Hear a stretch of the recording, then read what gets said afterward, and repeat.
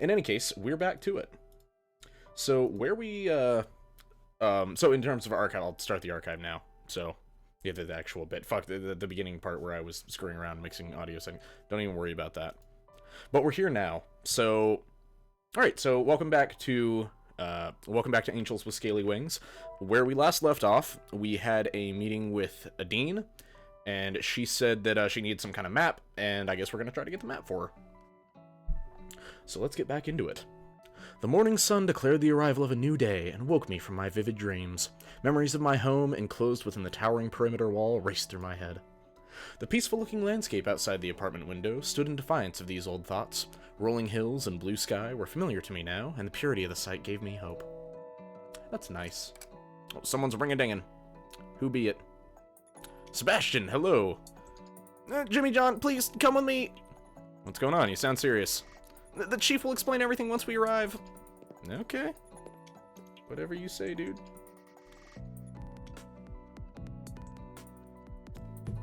Hey, Chief, Jimmy John is here. Thanks, Sebastian. You can deal with the situation here while I talk to Jimmy John, alright? Of course. He's gonna run off. Jimmy John, I've got some really bad news. Oh, what is it? You know Anna, right? I've met her, yes. Sorry, I don't know how to say this. Is she dead? Oh, fuck! Don't... I ignored his words and walked past him. No! What the fuck? No! I just started playing the game! Fuck, why is the recording not working? Y'all need to see this! Or don't, because it's traumatic. Oh my god. I need to fix this. What is wrong? Okay, is the mouse moving? Okay, it is. Wow. When I turned the corner, there was no mistaking her. Anna was haphazardly covered by a sheet, leaving her tail and blood-stained hand exposed. In the end, she didn't even deserve full discretion. That is fucked right up. Are you okay? I don't know. Is there anything I can do? Let's just get this over with. Bryce gave me a concerned look, but then nodded. And here's more bad news. The blood we found on the first victim in town matches the DNA evidence found on the second victim at the power facility. Furthermore, the murder weapon and method appear to be the same across all three victims, and that's going to be a big problem for you. Why's that? Because with these three murders, Reza now qualifies as a serial killer. We won't be able to keep this whole thing quiet for much longer. Higher authorities, including the ministry in charge of your whole visit, will know about this soon. I have no idea what will happen once they do. Not sure what to say to that. I don't want to worry you, but we can be sure that action will be taken soon. I've been considering this possibility for a while, and I think it might be best if you went back to your own world for now. This way, we can take action before the ministry does, before this all becomes public. If we wait, we don't know what they'll do, how the public will react. With everything going on, it's too dangerous for you to stay here. No. No.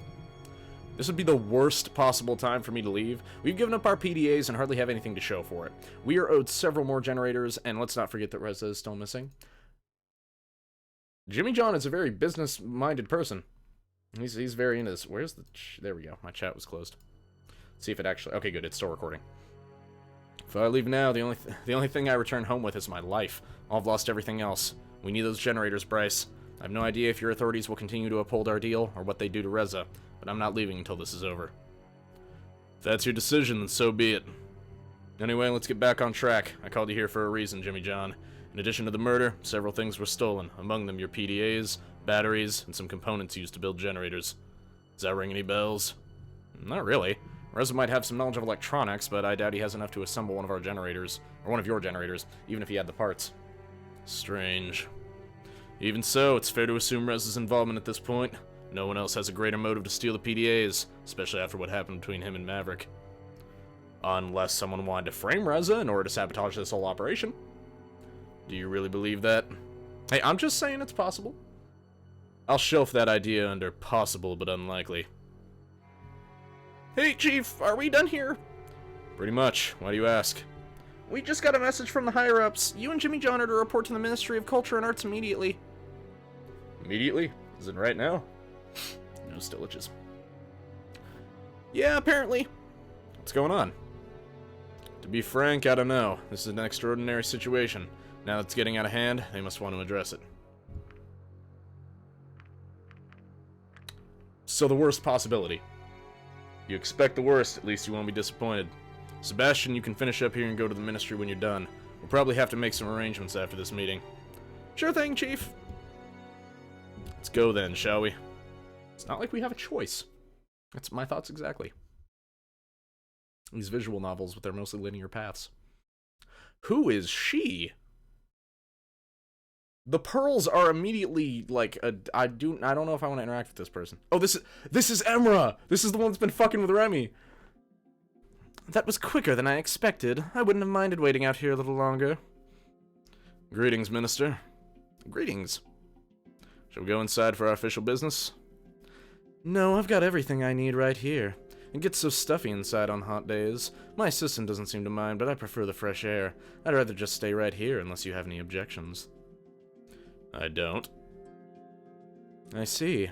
Well, I know I haven't exactly been up to date in regards to Reza's sudden disappearance, but to get the message today that he is confirmed... I gotta suppress the sneeze. Whew! To get the message today that he's a confirmed serial killer was quite shocking. Frankly, I'm curious as to why the facts of this case have been withheld from me for so long. Simply because they weren't within your jurisdiction. The murders were strictly a police matter. Only with the amount of new evidence, namely the DNA and blood we found in these 3 murders, now being linked together, and to him, did your ministry have to become involved. I see. So Reza's involvement is now undeniable? I'm afraid so, Minister. Facts are nothing to be afraid of, though in light of all this, I'm starting to worry about my personal safety. With our thick hides, I don't think our species has much to fear if we consider the murder weapon. Speak for yourself. You don't think someone of my standing needs protection? No, for sure. But if you're worried about your personal safety, we could look into an escort for you. Good. Considering all the murders taking place during the night, I'll certainly need it. Long days are endemic in my line of work. But that's enough about myself. We now face the question of what should be done about Reza and Jimmy John.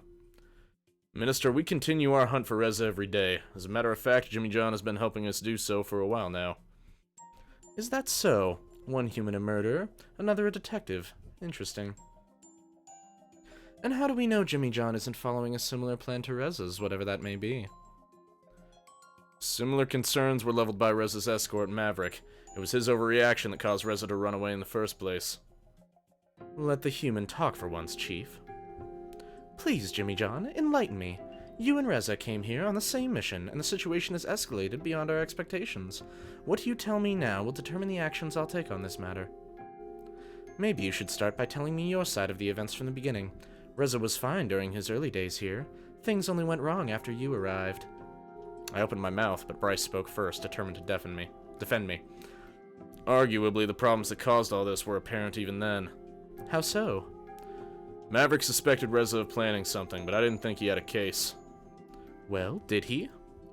No, what he had was a suspicion. The night he followed Reza, he found both him and Jimmy John at the portal.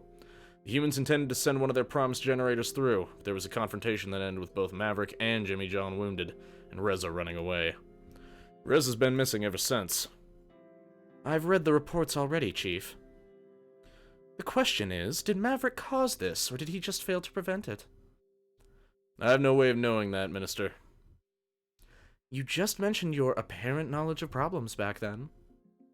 Problems may not have been the right word. Let's just say Maverick's attitude was not helpful during that encounter. Why did you choose Maverick as his escort in the first place? Protection for the human ambassador was my greatest concern when I made that decision. Maverick was the most capable individual in that regard. Well, that worked out nicely, didn't it? You also seem to think that Maverick shouldn't have remained Reza's escort, is that true? Yes, had I paid more attention to the warning signs, the situation may have been avoided. So you accept responsibility for the incident? Yes, Minister. I see. Now, let us back to the topic of Jimmy John. Reza was your partner in humanity's mission to come to this world. His list of criminal activities not only includes murder, but also theft of generators, electronic components, and the PDAs your people gave to us. I understand why Bryce would reason that you could help the investigation, but we have no other choice but to be suspicious of Reza's partner. What was your motivation when you agreed to help us? It's my best fit at finding the truth. I thought Reza's involvement was undeniable at this point. It may be true, but we still don't have the whole picture. We don't know if others are involved, or his reasons. I just want to know why. I see. Well, after reading up on the whole situation and hearing both your concerns, I believe that Jimmy John is trustworthy. Nevertheless, I think Jimmy John presents a great risk. Why is that? After this meeting, I will hold a press conference to inform the public of the current situation. The people must know the danger posed by Reza. No matter what Bryce and I think about your involvement, the public could feel differently. You, me, and Bryce will have to face the backlash resulting from this information becoming public, and what's more, Jimmy John, you might be in real danger yourself. Reza himself may come to silence you once he learns that you are helping us, or consider the public uproar from those who would question your involvement. All things considered, it would be best if you return to your own world until the situation has been resolved. I came to the very same conclusion, Minister. Then, with your support, that is what shall be done. Please don't. Like, I still haven't had the good ending with Adine, okay? I can't leave without getting her the map. You don't agree? One moment.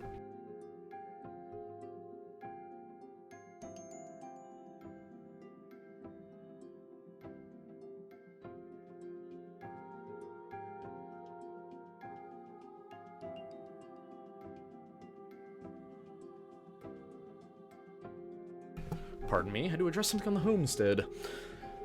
You don't agree?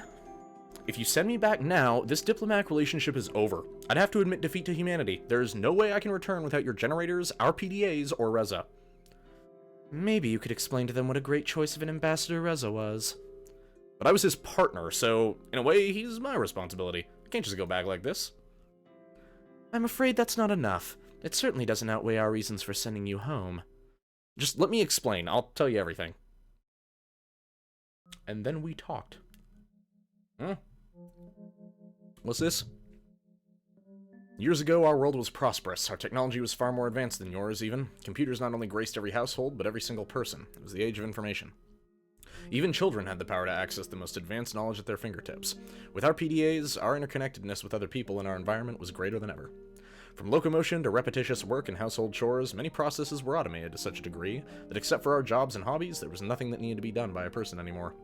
Even the concept of someone wielding a weapon was outdated, as wars were no longer fought by people, but machines. Looking back, it was probably the single most prosperous time in human history. Exploitation of the environment and other people was at an all-time low, as was crime. Conversely, our technological advancements had drastically increased quality of life. Humans were no longer required for strenuous and repetitive tasks, education had reached an all-time high, and many new jobs were created. General happiness had reached levels never before seen. Yet one day everything changed when the Fire Nation attacked. I wish it said that. I wish that was what happened. Oh, the sun? A solar flare that was headed for Earth was detected by an automated monitoring system. It was determined to be so powerful that it dwarfed all others ever recorded in history. We had less than a week to prepare. Chaos hit much earlier than that as people scrambled to shield themselves and their possessions from the incoming ion storm. On a worldwide level, power lines were switched off, satellites reoriented in space, and planes grounded to mitigate the effects that would hit us. Despite humanity's contingency plan for such an event and all our efforts, we were still not prepared for the sheer magnitude of the solar flare that arrived. It was only then, when our race had become so dependent on technology, that we were immeasurably vulnerable against this kind of disaster. That day, a force with the power of 10 billion Hiroshima bombs was unleashed onto our atmosphere. The eyewitness reports from this day were varied as they were terrifying. Ooh, pretty. And also deadly, probably. Wow. A huge, beautiful aurora could be seen on the horizon before fireballs hurled across the sky.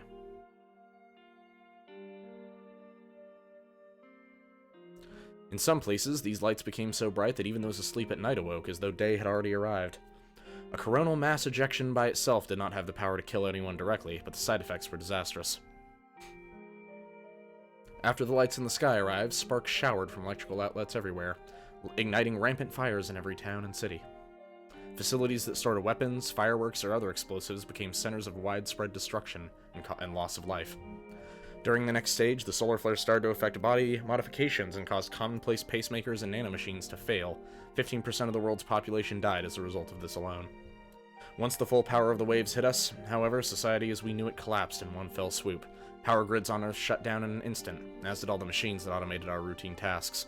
Long-distance communication and transport became a thing of the past. Without electrical power, the quality of healthcare plummeted, and water and sewage systems were crippled. Diseases we thought defeated centuries ago made their comeback in a most unsightly fashion. Many thought the end of the world had arrived, and in a way it did. Some people blamed whoever their belief system would allow, angry at the gods that had forsaken them. Others pointed their fingers at our lifestyle and society, not that anyone was listening. Practically, we were back in the Middle Ages. Governments collapsed and were overthrown, and the ensuing power vacuums filled with groups of people that were sometimes organized and sometimes not. The few functioning electronic devices left became rare, sought-after artifacts over which battles and even wars were fought. Of course, there were also wars over resources and territory. The weaponry used was improvised or reclaimed from the days when humans had been present on the battlefield. It had been ages, but people returned to the old bloody ways of war. Humanity is in shambles now, and those that I'd call family and friends now live with me in a giant, mostly self-sufficient city-state of survivors. A huge wall around the perimeter, guarded by militia, prevents any outside interference. It's the only way we can retain a modicum of order. Gangs of raiders and looters run rampant on the outside. They wouldn't hesitate to kill first and ask questions later if they had known about my PDA. Our contained community has flourished for years now. We have homes to live in, crops to grow, and livestock to raise, and still have our own automated hospital that runs on salvage generators. Lately, though, supplies have started to run low, and dangerously so. Hey, Sasku, welcome. Our contained community has flourished for... I already read that part. The power we have is running out. Illnesses are spreading throughout the city, and treatment isn't as available as it used to be. Our population is dropping by the day. We took a great risk to increase the radius of our scouting missions, desperate to find something outside the wall that could help us. My point is, humanity's fucked, is what I'm saying. You already know the rest of this story. We found the portal, and you. And now you know why this whole thing is so important to me. All our hopes lie in acquiring the generators you promised us. The act of sending Reza and me here has, without a doubt, already cost the lives of some people back home. Beyond the city walls is a dead zone. We haven't heard from any of the other settlements for months now. The state of the rest of our world is unknown. When Reza and I were sent here, my peers made it clear that this was our last chance. If anything happens to us, no more people will be sent. If we can't manage to bring back something that will help, we'll have sealed the fate of the tens of thousands that live in our city. Oh, here we go. Sorry, Jimmy John. I don't know. Where are the subs? If what you're telling me is true, it unfortunately does not work in your favor. As sad as your situation may be, it gives Reza a motive. Desperate times call for desperate measures, after all. In that vein, it also gives you a motive. Considering the gravity of the human plight, it gives you all the more reason to collaborate with him. I'm not. What Reza is doing is wrong. You can't send me away under these circumstances, because I'm your best bet at finding him. Even so, you would still be in grave danger after we announce Reza's involvement in the murders. I cannot and will not take responsibility for the consequences when I know of the risks. What about our deal, then? In the wake of this new information, and as a sign of goodwill, we will send the generators you are owed through the portal once this is over, under 2 conditions. Humanity must condemn Reza's actions, and we must reclaim the stolen PDAs. I've changed my mind. You should let Jimmy John stay here. I cannot take your word under consideration in this matter, Chief. Taking into account Maverick's actions, and your responsibility for them, you will have to be dealt with separately. With my authority as the minister in charge of the human visit, my decision is to have Jimmy John sent back to the human world through the portal. Please. Immediately. What a bitch.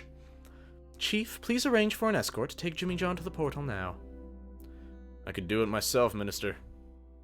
Well, we have our own matters to discuss, Chief, and I would rather get that over with as quickly as possible. In that case, one of my officers should be here any moment. I arranged for him to meet us here. How handy. Then let us wait for this officer of yours. Sebastian! No! My bro!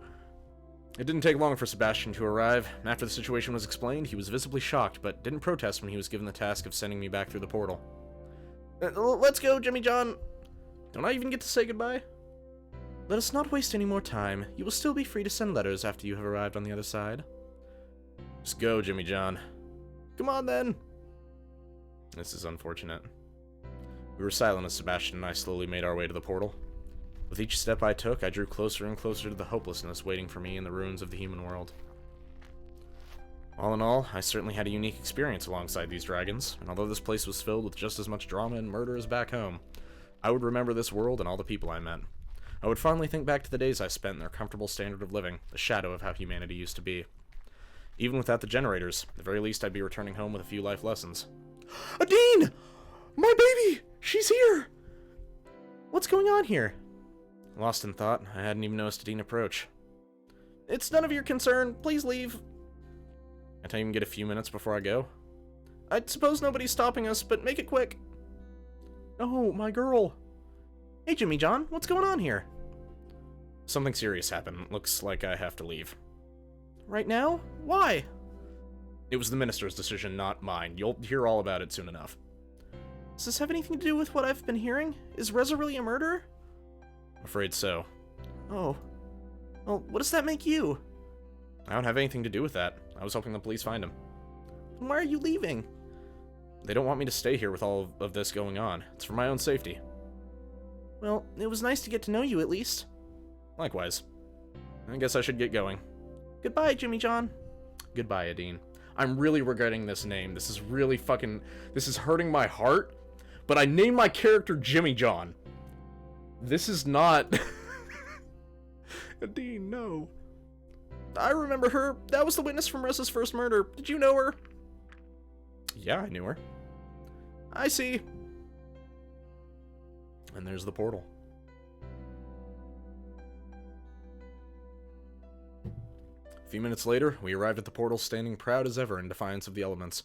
How many years had the structure survived before it was found? I hope I can remember how this thing works. Oops, I scrolled too far. I bumped the scroll wheel. It's playing the sad music again, god damn it. Are you joking? Yeah, sorry, I got it. Alright, I suppose it's time for us to say goodbye. Let's keep it professional. I don't like to mix personal matters with work. He looked away, and I shrugged. Go ahead and turn it on, then. Would you stand between the pillars, please? Of course. I took my place and stared toward the horizon while I thought about what would happen now, in this world and the others. Even if I make a break for it, I'd become a fugitive, no better than Reza. It would be near impossible to investigate the case by myself, while on the run in a world I know so little about. At the very least, I took comfort in the fact that I did everything I could to help, even if it turned out like this. Nevertheless, I dreaded going back empty-handed and returning to my old life in our ruined city. Any second now, the teleportation process would start, disintegrating my body before I would reappear on the other side, back in my dying world. I wondered if there was any risk of getting lost somewhere between worlds. We didn't really know how the portals worked, after all. Maybe I would be flung somewhere else in space-time, or it might affect my body in some way. I hadn't noticed any unusual changes in my body since I arrived in the dragon's world, but I had no way of knowing if there was potential long-term side effects. I still remembered the images I saw when I teleported the first time, the vivid sights and patterns, people and situations I have recognized since then. It only took a moment to arrive at the other side of the portal, yet it felt like I had dreamed 1,000 dreams. And during the nights I spent here, these dreams had often reappeared. Any time now, I would undergo the same experience again. I was almost relieved that my adventure was over. Things had turned out far differently than expected. I evaded danger, got swept into a murder investigation, and met incredible intelligent beings from several species. It had certainly been a time to remember. With that thought, I closed my eyes and braced myself for the moment that would come any second now. That moment never came. The next thing that did happen was that I heard Sebastian's voice. It's not working. Are you joking again? No, really, it's not working. Wait, what is this? Oh no! How long did it take you to notice that, It's broken. Can you fix it? I don't think so. This doesn't look like a simple act of vandalism. It looks more like parts were torn out. Guess that means I'm not leaving, huh? Not yet, at least. Oh, what do we do now? Let's head back. The chief has to know about this right away. We were back at the ministry before long. Emra and Bryce were still outside, as Remy approached the two of them. You have the case files, Emra. Why, thank you. Jimmy John, an officer? What's this about, Emra? This is what I would like to know. Please, officer, enlighten me. Why has my order not been carried out? The portal's broken. It's broken? Yeah, it looks like someone tampered with it and stole parts. I couldn't even get the interface to turn on. We'll check it out once I'm done here. I suppose Jimmy John will stay with us for a little longer after all. Seeing how this is an emergency situation, I will make this short. Chief, as a result of your carelessness regarding Maverick and Reza, you are temporarily removed from any duties related to the humans. Oh, fuck. How does she have the authority to do that? What fucking ministry is she part of? The Ministry of Magic? Given these dangerous times, you will instead serve as my personal escort until further notice. Considering the circumstances, you will be allowed to coordinate the investigation of the portal, but after that, you are to immediately return to me and start your new task. Understood? Understood. Then all of you are dismissed. She turned to leave, Remy trailing after her. Alright, let's head to the portal. That includes you, Jimmy John. Of course. Out of the corner of my eye, I spot a sheet of paper on the ground. Hey, what's this? Emma probably dropped one of the case files. Either her or her assistant. You better bring that to her. Sebastian and I should hurry to the portal. Meet us there afterwards, okay? Yeah, sure. I picked up the sheet and started reading. It was about what had happened when I met Reza at the portal. Of course, it didn't say anything I didn't already know. As I walked up the stairs, I wondered if it was okay for an unauthorized person to enter the building. All I knew about the place was that Emra worked here. I did have an important document that was going to be missed, so I walked inside, only to be greeted by an empty lobby. Luckily, there were some signs directing me to Emra's office. Didn't take long to find it, and I heard voices when I approached the door. By the way, what happened to the scroll you brought me this morning? Last time I saw it, it did not have that tear. I dropped it. Tell me something new for once. Okay, someone else dropped it. Am I supposed to believe that? Remy, are you aware of how much this costs? Repairing and replacing artifacts is not cheap. I am afraid we will have to deduct this from your wage again. I see. You are not doing this on purpose, are you? Of course not! You've been working for me for a long time now. I expect you to learn at some point, but you are very resistant to do so. Not wanting to listen to this any longer, I decided to knock. I'm gonna save my boy Remy. There were a few seconds of silence. Please, come in. I only opened the door long enough to hand Remy the sheet of paper. I think he dropped this outside. After I closed the door and started to walk away, I heard the voices resume. This is from one of the case files you requested. You must have dropped it. Then why was it left outside? As my assistant, you should have paid more attention. If this got into the wrong hands, someone could get in trouble. She's a bitch, you know that? She's just a real bitch. I made my way back to the portal and arrived shortly after Bryce and Sebastian. Well, I can confirm that it's not turning on. I told you that already. Okay, that's a cute Bryce face right there. That's a cute drawing. I like that. Just wanted to be sure. I think that's the first time I've seen like a genuine smile on him. You really think it would still work with a chunk ripped out? Hey, I'm not an engineer. We don't know how the portal works. It was worth another try. There you are, Jimmy John. What do you make of this? I'm afraid I don't know any more than you do. I'm not an engineer either. In that case, we should start thinking about the who and when. There are patrols assigned to the portal and surrounding area day and night. If someone tampered with the portal, they must have seen something. Today's day patrol didn't notice anything unusual, though. I guess she just missed the part about the portal being vandalized. It'd be easy to overlook. It's a small part of the machine, and it's not like she was expected to check every square inch of it with each lap around the area. What about the night patrol, then? When I went over the reports this morning, I noticed the night patrol hadn't handed theirs in yet. And who was patrolling last night? Let me think for a minute. The schedule always goes in a certain order, so last night would have been... Damn. What is it? The night patrol for last night would have been Maverick. I got wrapped up in all the recent chaos and forgot to find a replacement for him when he went on sick leave. Maybe Emmer was right to take me off the case. So there was no night guard here at all? That's right. Whoever it was had an easy time doing whatever they wanted. Could it have been Maverick? If he knew no one was going to be here, he could have used that knowledge to his advantage. He couldn't have known that I'd forgot to find a replacement, though. I don't usually slip up like this. What about Reza? Why would he have done it? He'd be cutting off his only way out. No, he'd be doing something smart. If he has the part needed to get the portal working again, he's in control of who gets to use it. He's cutting off our ability to communicate with mankind. We wouldn't be able to inform them of Reza's actions. Maybe we shouldn't have kept the investigation secret for this long. Well, if your theory's true, that would be proof that Reza's actions are his own, not humanity's. Hey, I already trust you on that. Or it's a stunt to grant humanity plausible deniability. No way. Things are too dire for the humans to take such an extraordinary risk, especially for that. I'm sure that wouldn't be the only reason they'd benefit, though. There must be something we're not aware of. Maybe we're looking at this from the wrong angle. If no one was here to guard the portal, anyone could have broken it. It doesn't necessarily have to have anything to do with Reza or Maverick. But they still have the greatest motives. Sure, but they definitely aren't the only ones to have one. There could be private groups who are interested in the technology, or its significance as a human artifact. So that puts us exactly nowhere. At least as far as speculation is concerned, it's about time for forensics to show up. Anyway, let's hope they can pull some clues from all this. Sebastian, can you take it from here? You've been just as dedicated to the case as I have.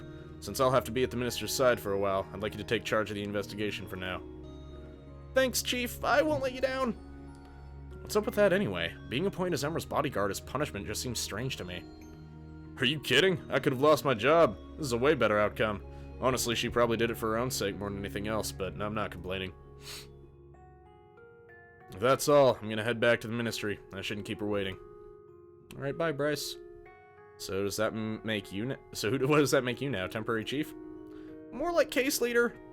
By the way, you won't need to stick around while forensics does their job. Thanks for your help. I assume you can find your way back to your apartment? Yeah, of course.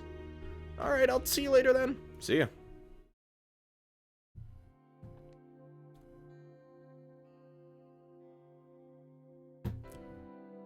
I considered spending my free time roaming the town, but decided it would be best to keep myself out of the spotlight.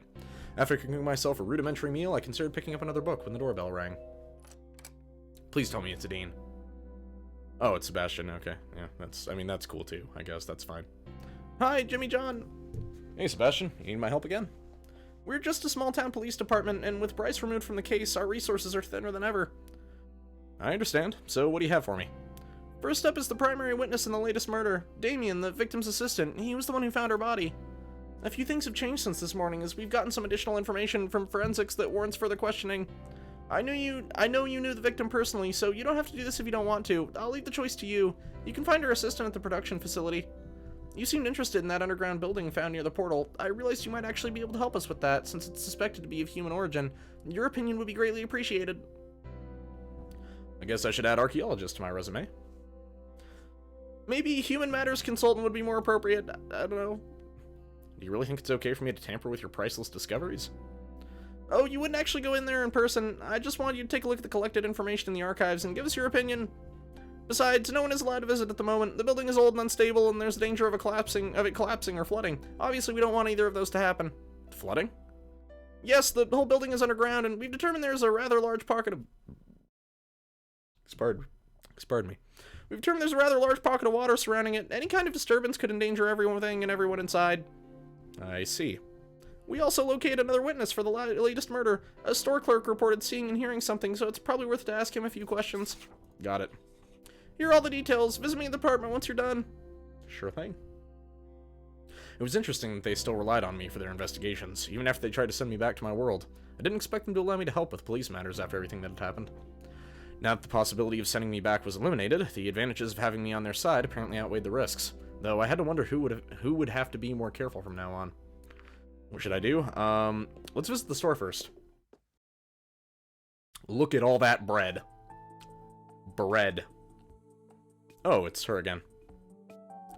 If you mixed up the prescriptions again, then I can't help you. I can't refill this one. We're just about to close, so you'll have to bring the right one tomorrow. Hello, Jimmy John. How can I help you? Actually, I'm just about to close up here, so please make it quick. I'm here on behalf of the police, and I was hoping you could answer a few questions. I see. Well, I don't mind as long as you can make it quick. I have to leave for my other job soon. I make YouTube videos. It's great. Bro, what are you still doing here? I already told you have to come back tomorrow. Here, have a lolly on the house. Why doesn't she talk? Guess she doesn't want it. Fuck. Oh, that hurts. That's a painful voice. How the fuck does Frank do it? What's the deal with her? I'm not sure what's up with her lately. This isn't the first time this has happened. One time the doctor forgets to issue a new prescription, another time she brings me an expired one instead of the new one. She isn't exactly the brightest, but this is unusual even for her. So what did you want to know? I want to follow Vera, honestly. Actually, excuse me, sorry, but we'll have to do this another time. If you say so. I want to find out who she is and what her deal is. Luckily, she hadn't gotten too far, so I followed her from a distance. Minutes passed as we walked through the streets, weaving through an unfamiliar part of town. The young dragon looked small and lonely on the empty road. Before long, we passed the village border, yet she pressed on and stepped into the forest. I turned back once to gaze at the village on the far horizon. In an instant, the dragon was gone. I rushed to the spot I'd seen her last and found the entrance to a cave on a hillside. When I peered inside, I saw Vera alongside a much larger orange dragon. The small dragon filled a bowl with a thick fluid and placed it in front of the other. Then she placed her hands on the large dragon's chin. Gently, she lifted its huge muzzle and guided it toward the bowl. But when she released it, the dragon's head slumped and fell into the liquid. The bowl tumbled sideways and spilled its contents across the cave floor.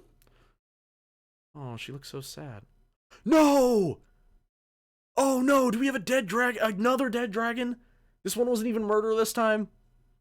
I realized then that other than what Vera had done, the orange dragon hadn't moved at all since I arrived.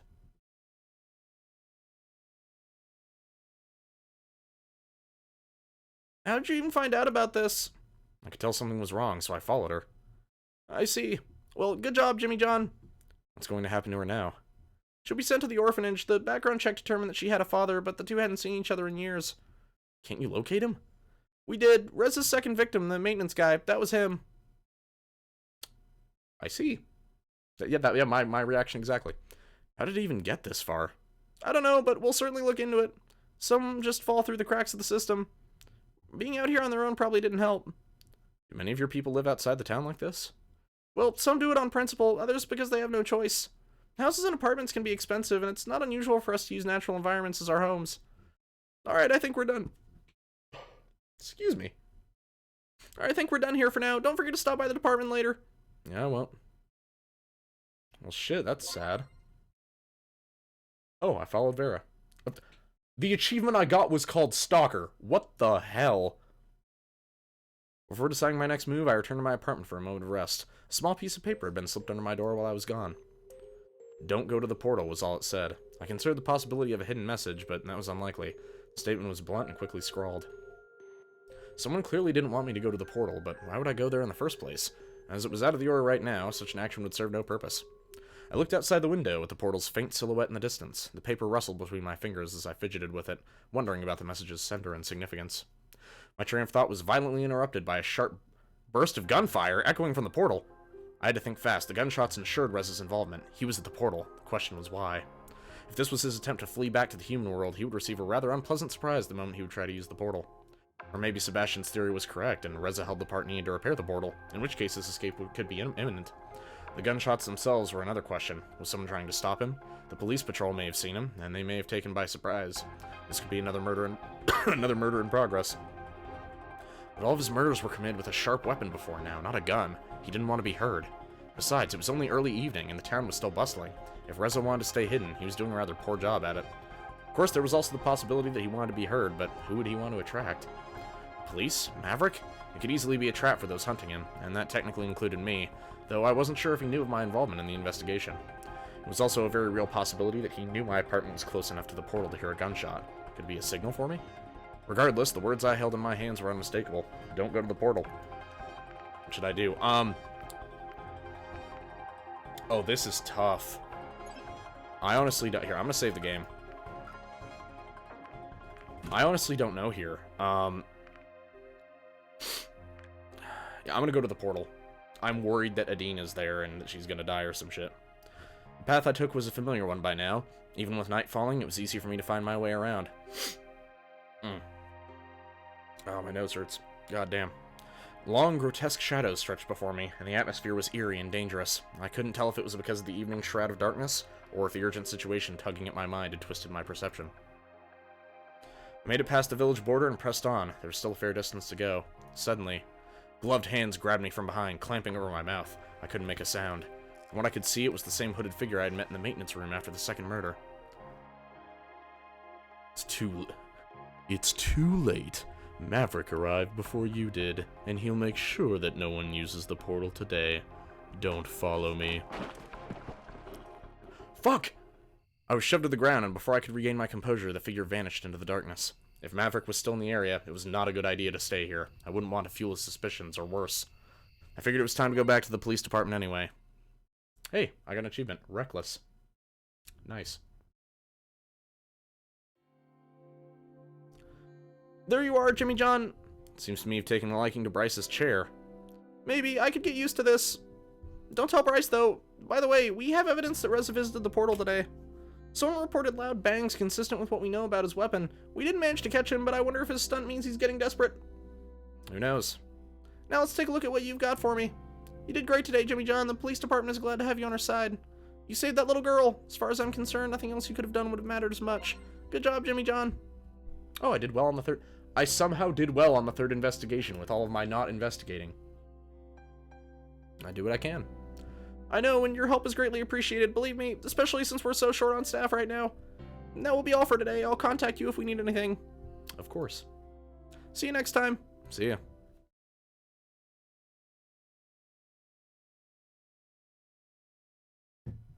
Finally a free day. What should I do? Clearly, meet with Remy and Adine. The option to meet with Anna is missing.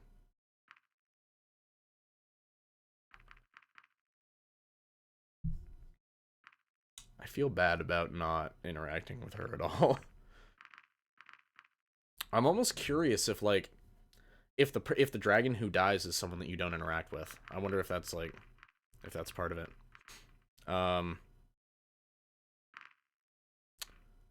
I'm gonna meet with I'm gonna meet with Adine. I want to make sure I meet with her as much as possible. Here we go again.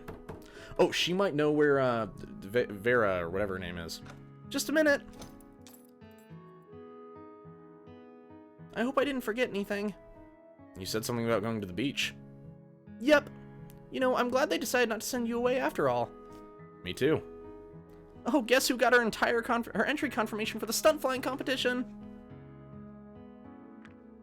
You did? That's right. I've got it right here in black and white. We are happy to confirm your entry into the annual stunt flying competition. Please have your competitor number ready and show up at the organizator. Hold on. Show up at the organizer's booth is... I don't think that's a word. I really don't think that's a word. Now I need to find out. The hell is an organizer?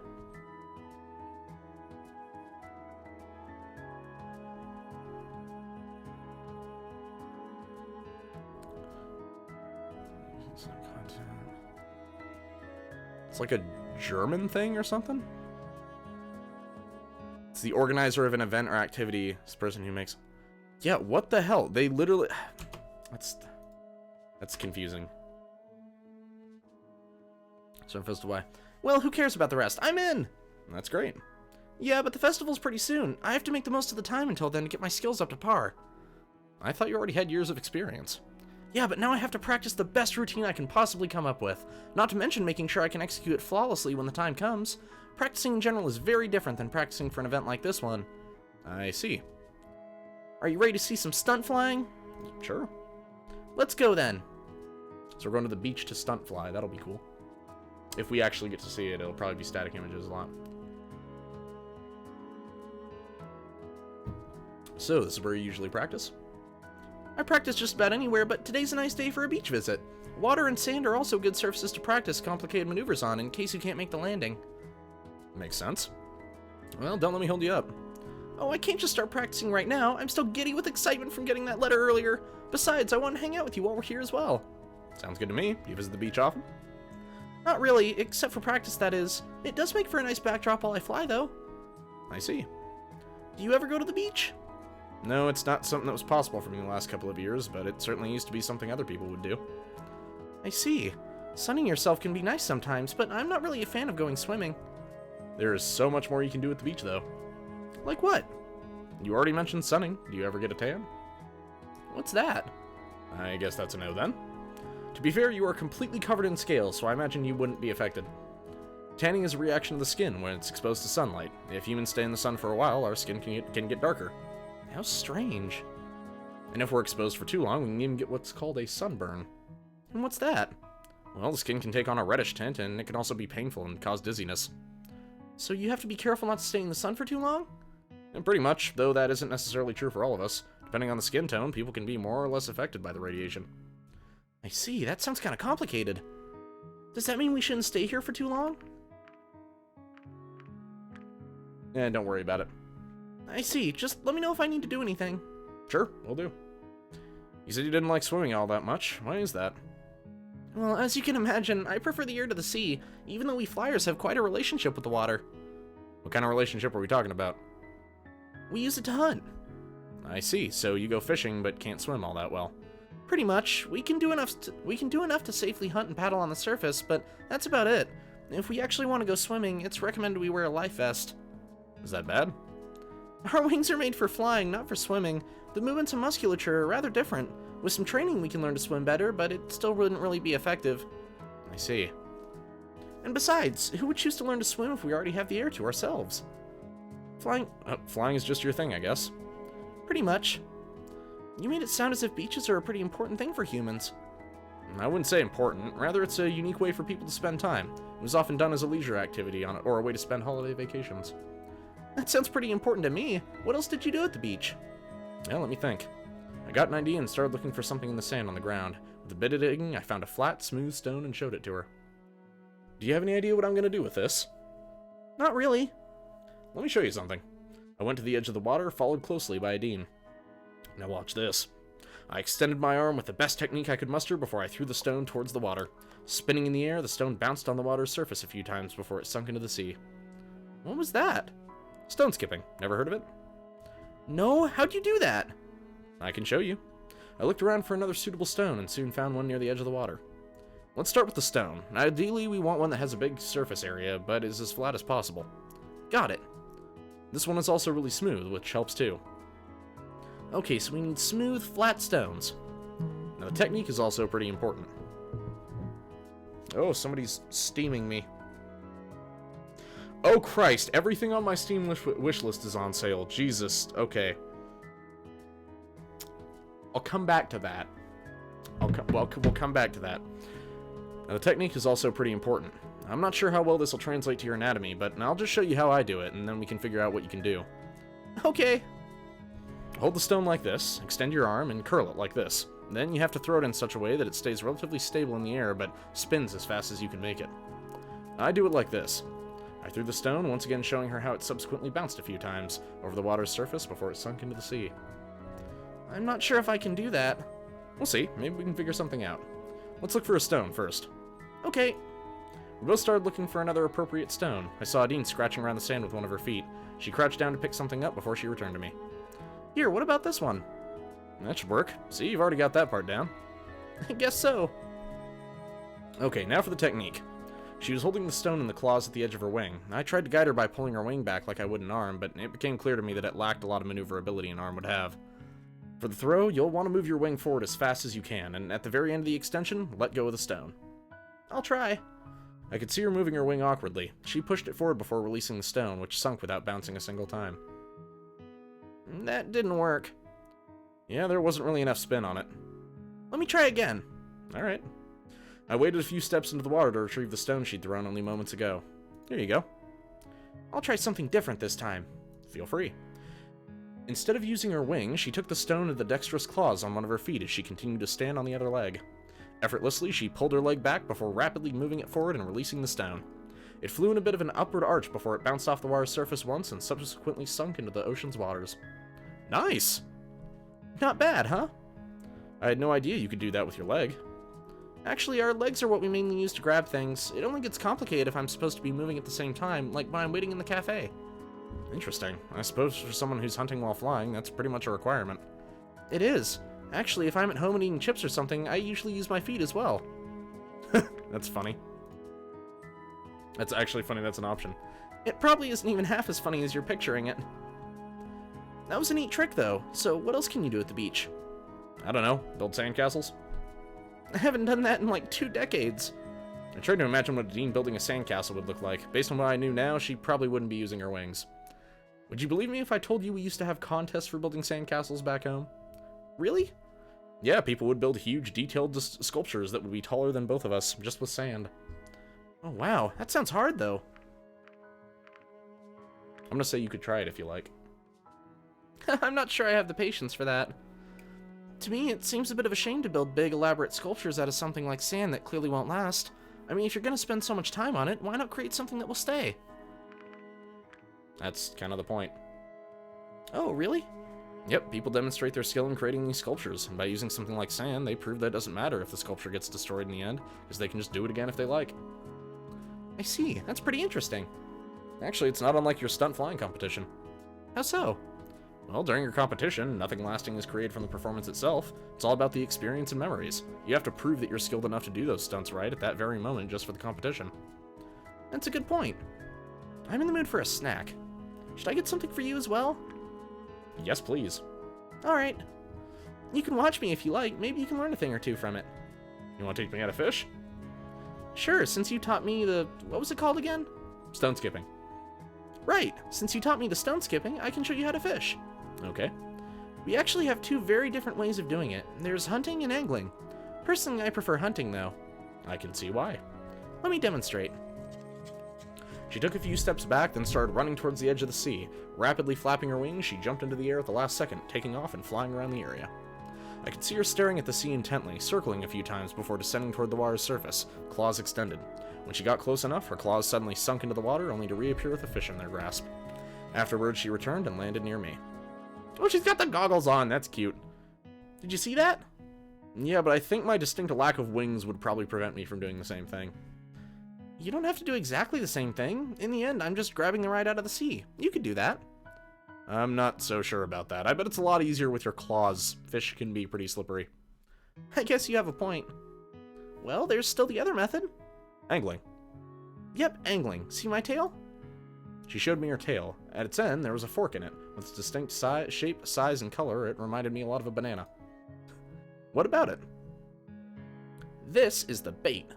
She sat down near the edge of the water, letting her tail hang down into it. This can take a while sometimes, but there are techniques which can speed up the process. The right amount of movement attracts different kinds of fish. That way, we can even choose what we're going to get. And that works? Yeah, not all the time, but often enough. Interesting. There are even groups that exchange tips and such for angling this way. Suddenly, I saw her whip her tail upwards, which caused a fish to be launched towards the beach, where it landed on the ground with an audible thud. There you go. That didn't take long. It can be very hit and miss. I just got lucky this time, and it's not even the kind of fish I really wanted. I guess that's why you prefer hunting. Yep, and you also don't get the nibble scars on your tail where the fish bite you. I see. Though I suppose angling is also going to be hard for you without a forked tail like we have. Actually, we have fishing rods for that where I come from. What's that? The principle is very similar. Basically, it's a long stick we hold over the water. A line connected to it has a bait and a hook at the end to catch the fish. When the fish bites the hook, we can reel in the line to get the fish to us. So you're using a tool to do a very similar thing? Basically, yes. Sometimes we also use fishing nets. Oh, some of us do that as well. Not my kind, but usually it's those who either work for a fishing company or sell seafood on the market. I imagine someone like you doesn't have to buy their fish on the market, though. True, but sometimes it's easier to just get them there to get what I want, too, instead of coming all the way here. Ah, that was a bad read. I see. Speaking of which, let me get a few more for later. Feel free. Once more, Adine took to the sky to hunt for fish. While it was interesting to watch her for a bit, she kept hunting for a while, and I started passing the time by collecting some seashells. Excuse me. Phew, that should last me for a while. Oh, what are those? Seashells? I'm gonna say they're for you. For me? What for? Oh, you could decorate your apartment with them or something. I see. Maybe I should ask you to clarify this, but does this have any particular significance for humans? Not really, it's just a gift. Oh, okay. Well, thank you, Jimmy John. All that hunting was a good warm-up. I feel about ready to start with the practice now. Go ahead, I'll watch from here. Actually, now that I'll be part of an official competition, I need a fancy stage name. You have something in mind? Not really. Have you got any ideas? I can pick a custom name for... Oh, that's cute. This is weird. What should I choose? Lightning would be good. Stormhawk is maybe too much. But then again, she might fall for Angel. I don't know. What's a custom name? Though she might like it more if I give her a custom name. Let me think. How about stage name? No, what should we call her?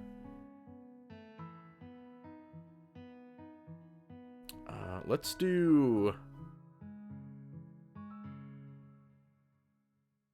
I'm a massive nerd.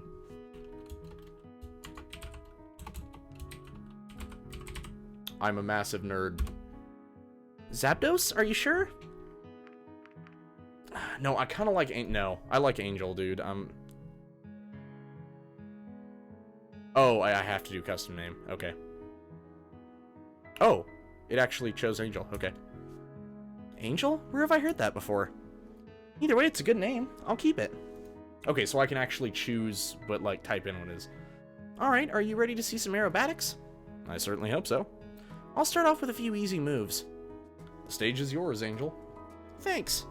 Oh, she's cute, dude. She's fucking cute.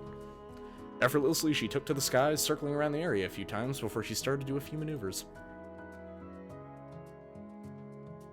Oh, that's a cool drawing. I like that.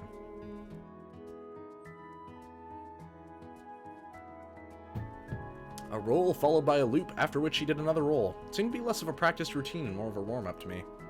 Gradually, her maneuvers got more complicated. I saw circles that got smaller and smaller, a brief nosedive, and multiple loops and rolls one after another. And then she landed and returned to me. What do you think? That was great! You haven't even seen the best part yet.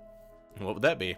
My very own Adine special, or rather, Angel special. It's a routine I came up with and have been practicing for a while. It's pretty difficult, so I'll probably spend the rest of my time until the competition perfecting it as much as possible. What does it look like? It starts off with circles near the ground, then as I ascend, the circles get smaller and smaller. Once I reach the highest point, I go into a nosedive through the middle of the circles. At the show, I'll use a smoke trail when doing the circles, so everyone can actually see me going through the circles I made. It sounds pretty cool. That's not all of it. While nosediving, I'll do a few rolls, and just before I hit the ground, I'll pull up again. Lastly, I'll end with a few loops and go to the next maneuver. It all ends up making a neat shape in the sky with the smoke trails. Sounds like you've got it all figured out already. Yeah, now I only have to perfect my execution of it. Don't let me hold you up. Alright, here we go. With determination in her eyes, she took to the skies once more. When she reached a certain height, she slowly descended again until she was close to the water's surface. Then she started making her circles, slowly ascending as the circles gradually got smaller and smaller. Once her circles became as small as possible, she suddenly turned herself around and went into a nosedive. Her speed quickly increased while she moved towards the water. Then she did a roll, and another, followed by the third. Dangerously close to the water's surface, she suddenly pulled up, but as she did so, one of her feet went below the surface, where it apparently caught on something, causing her to spin out of control. I saw her feeble attempt to regain control as she barely managed to steady herself enough to get back to the beach. She made a rough landing, rolling on the ground a few times before colliding with the sand. Adine, are you alright? Well, that wasn't supposed to happen. It looked pretty impressive until the landing. Oh, my wing hurts. Let me take a look. Can you move it? A bit, but it really starts to hurt if I go further than this. At least it doesn't seem to be broken. Yeah, I guess it's a sprain. Happens all the time. Really? Well, not all the time, but it happens. What about the competition? The injury is going to put a serious damper on my practice schedule, but I'm not giving up anytime soon. I guess practice is over for today at the very least. Yeah, let's head back.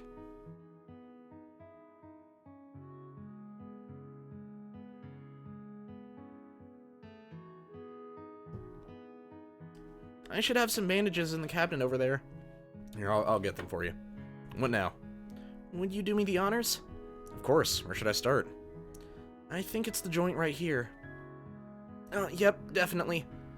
Okay, let me try to get this right. Those sound effects, though. Here, that should do it. How does it feel? Much better. Maybe with this I can even start practicing again in a day or two. Just to be safe. Of course. Well, thanks for the help with the bandage, and sorry about cutting practice short today. I guess you didn't get to see any proper aerobatics after all. It's no big deal. Your health is more important. Thanks for coming at any rate. You're welcome. I guess I'll leave you to recuperate now, and maybe I'll see you next time. Sure thing. Bye. Oh, she's adorable. I love this character. Looks like I have some free time today. Okay, so we're gonna go meet with Remy, because he's the best boy. Oh god, there are benches! Shit! They're fucking benches, guys. This is gonna end very poorly. We're fucked. We are fucked. Well, you know, let's just watch it play out. Hey, Remy. Hello, Jimmy John. Is there any particular reason why you wanted to meet me here? I enjoy Tatsu Park is all. Have you been here before? Well, once or twice. I see. Well, what do you think of it? It's pretty idyllic. It is. I like it a lot here. You mentioned you want to talk to me about something. Yes, well, about that.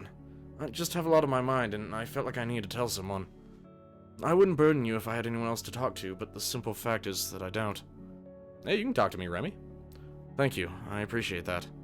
It's not a problem. What's on your mind? I don't even know where to begin. Do you ever feel like there's an emptiness inside you?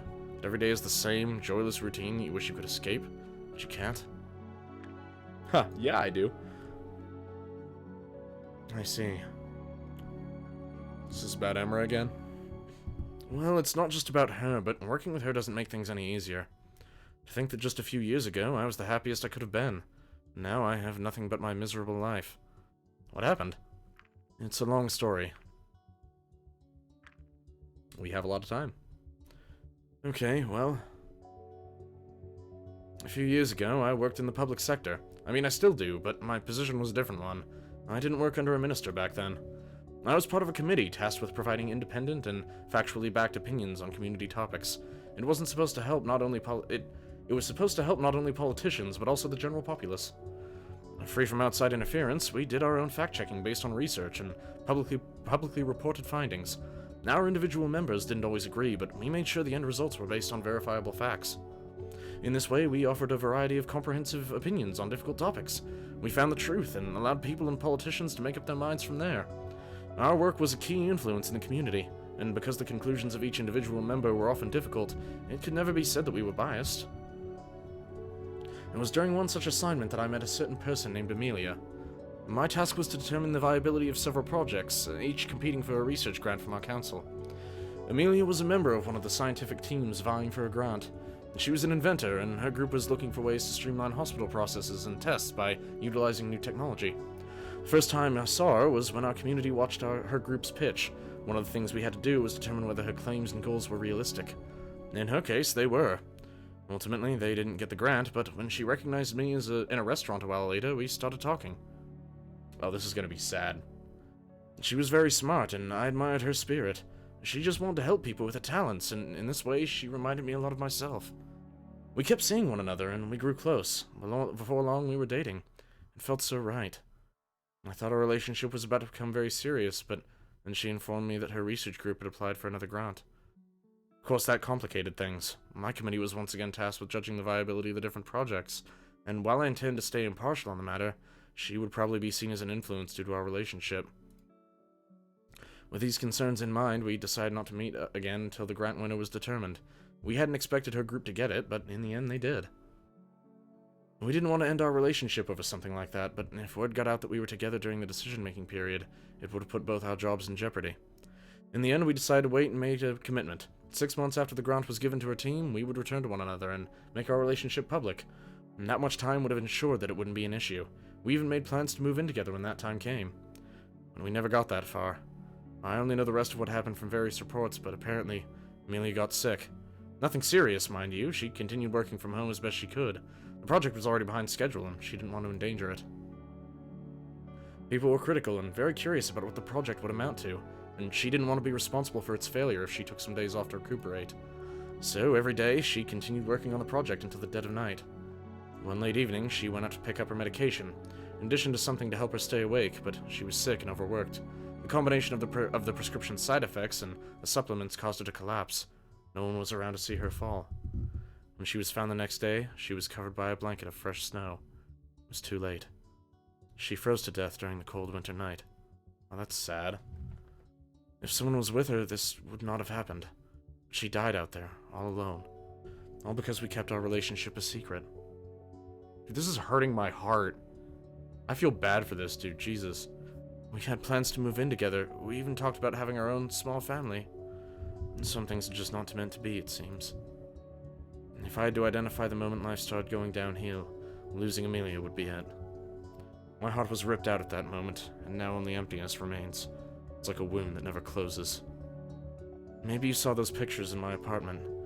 Even my home is a reminder of her. We were going to move into that apartment together. And this tie I'm wearing, I got it from her as well.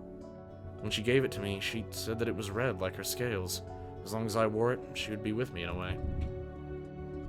For so long, I've been holding on to her with all my might. I wish I could stop because I know it's killing me, but I've been doing it for so long that I don't think I can. Yet in some way, holding on to Amelia has helped me.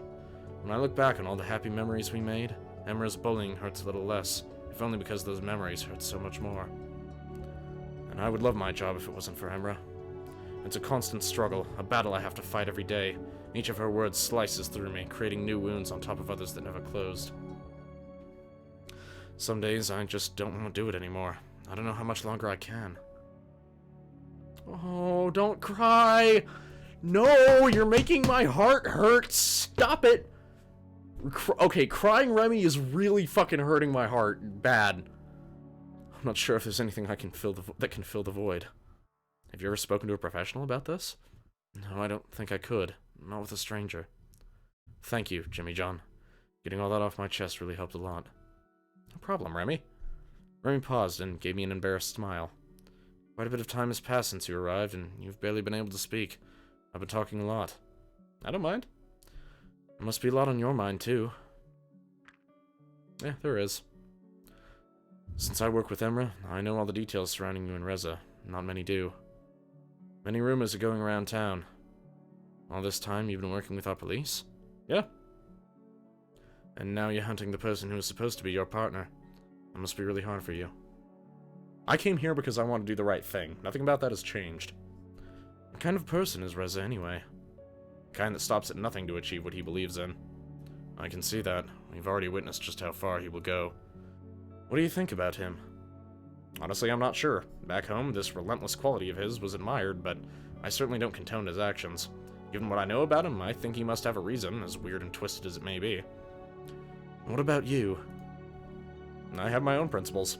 I see. How's your hunt for Reza going, anyway? Yeah, not too great. We don't have any strong leads or any idea of his whereabouts. In the end, we're just following his trail of murder and destruction.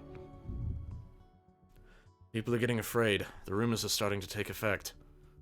I thought Emma was going to give a press conference to warn the public. That didn't happen. She feared the potential backlash if people knew about Reza while you were still here, so for the time being, he's been declared as a missing person. The public has been informed that if someone sees him, they are to call the police immediately. They were told he may be suffering from an affliction that makes him behave erratically. But some people are putting two and two together. No one has seen Reza for a while, even before he was officially declared missing. It's easy to line up the timelines and see that the murders started happening shortly after he vanished. What we know about the break-ins and thefts is also damning. The objects stolen all point toward Reza. I'm not sure how much longer they can keep this a secret. How do you think the public will react, considering I'm still staying here? I don't know. We can't really predict the public opinion, but you can bet there will be critical voices. I'm not sure how I could convince everyone that I'm not involved with Reza's plans. Well, you do have the council's support. If Emra voiced that you were on our side, it wouldn't be so bad if the public found out. Yeah, but she also made it clear that she believes most people won't have the same opinion. She won't support me publicly if their vote is against me. That is true. Emra plays the political game a lot. She aligns with the popular opinion so people will like her. I'd say that's dishonest. It is, but that's who she is. Does the public know about the portal's current state? No. If it can be fixed, it wouldn't be worth mentioning. If they can fix it, they aren't going to announce it before they know how to deal with the current situation. Compared to Reza, it's not really a problem. It might become one pretty soon if word gets out and I'm suddenly his accomplice. What would happen to me? How would you even deal with Reza if you caught him? I'm not sure. I suppose we would have to work on something out between our legal system and whatever humanity has to say on the matter. If the portal is done for, what then? Then humanity would be out of the picture for any legal proceedings. Reza would likely be held until contact has been reestablished, or just serve his sentence here. I see. How do your jails work, anyway? Well, if a crime has been committed and proven without a doubt, a jail sentence can be the consequence. Our delinquents live in an area separate from the rest of society, monitored at all hours of the day. They receive the help they need, and efforts are taken to make them realize their wrongdoings and integrate them back into our community. Life isn't that much different there than it is here. The spaces are more cramped for sure, but mostly it's just a very controlled environment. It's not much of a punishment. It is a consequence, not necessarily a punishment. Our society at large benefits more from people who are rehabilitated, and if mental issues are the cause, those can at least be found and addressed. Sounds like how it used to be back home. These days, in our city, you get 3 strikes. What does that mean? 3 infractions of our rules and you get thrown out of the city. If someone is a drain on our limited resources, we won't support them. Well, I can understand why you needed to incorporate such a policy. The finality of it makes me a bit uneasy. It's worked so far, and it's not as if the outside is completely unkind. Someone expelled from the city might find a different community or join one of the mobile groups. The situation inside our city-state is still much better than the outside, though. They're very strict with those allowed to live here. It's a privilege. Anyone or anything that threatens the inside society, the lives of the people, is removed very quickly. How would a murderer like Reza be dealt with? An eye for an eye? No, we don't do that, but murder is a crime so heinous that immediate expulsion... Wow, expulsion? It didn't work? Fuck. Whatever. That immediate expulsion is the consequence, regardless of prior infractions. I see. What do the citizens think about this system? Some agree with the methods, some don't, but as long as it works, people won't complain. Weeding out undesirable elements is what keeps their standard of living intact. I guess that means politics don't play a big role where you come from. No, they won't change a working system. It varies here, but I'm so tired of Emra and her games. As I work with her, I can see exactly how she plays the public. I know every council member has their own approach, but everything she does is so tailored towards the public's expectations. For her, it's just a popularity contest. You know what?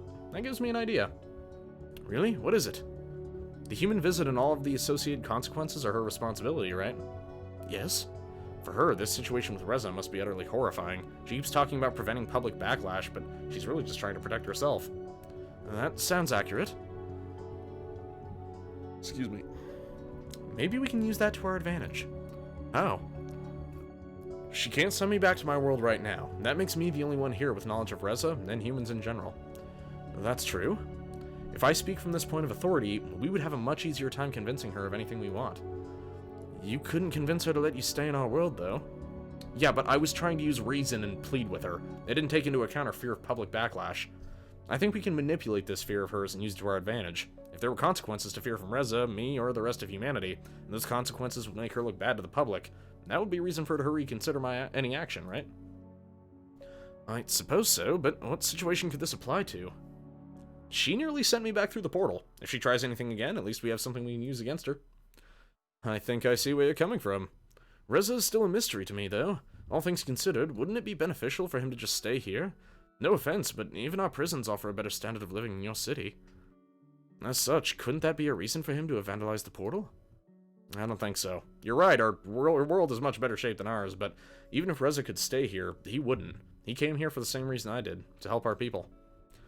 He has a very pronounced sense of duty to humanity, and I believed in him when he stepped through the portal. He proclaimed that he would do everything he could. When I met him again in this world, I had the impression that he wanted to get our mission over with as soon as possible, so he could return to our world with aid. That's going to be difficult with the portal out of order. The person who did it probably didn't realize it wasn't a very good idea. This might make Reza even more desperate. Who knows what he'll do next. If anything happens, I can't leave either. If the portal is gone for good, I suppose you'd have to stay here. What do you think about that? Dude, I love living here. I'd love living here. Everything I've heard about this place is so wonderful compared to back home. That's good to hear. I certainly wouldn't mind if you stuck around. Listen, that is a... I don't know if I've said it before. That's a cute fucking drawing of him, dude. He's like, oh, God, the fuck... That's good. That's good shit. Only now do I realize that everything I told you earlier must seem so petty compared to the struggles you face. Hey, don't say that. Why not? That's not how it works. That's like saying a person can't be happy because someone else might be happier than them. Don't downplay your own suffering like that. That kind of thinking only makes it worse. He's right. That's our main character. Coon is right. Thanks, Jimmy John. I can't even imagine what life must be like where you're from.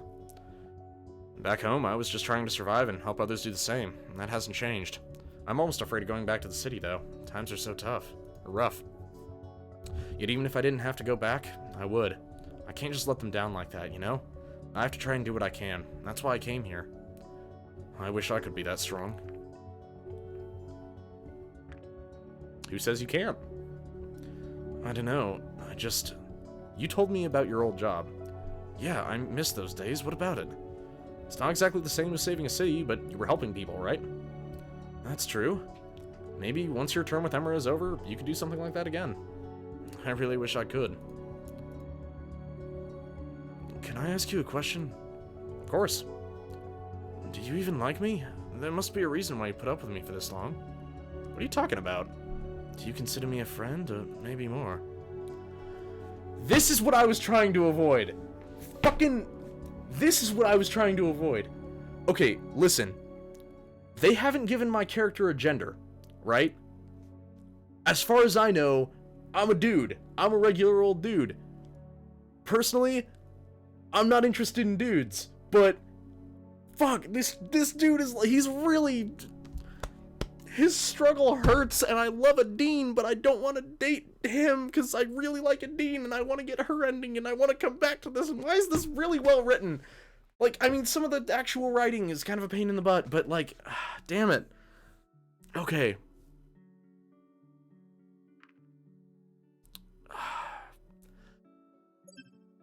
I'm saving my game because if I end up breaking his heart by saying we're just friends, I'm going to do his route instead of Adine's. My heart can't take it. That makes me really happy to hear. I haven't had a friend in a very long time. Okay, good. He's not good. Jesus, that scared me. I think I should get going now. Thanks for hearing me out, Jimmy John. Likewise. Okay, good. I'm on the friend route. I mean, I basically just friend zoned him, but he didn't seem too broken up about it. No! Does Maverick Passion, intuition. What? What was with those cards? That was the first time we've had multiple. No, Sebastian! Is he gonna be okay? That worries me. That's some foreshadowing right there.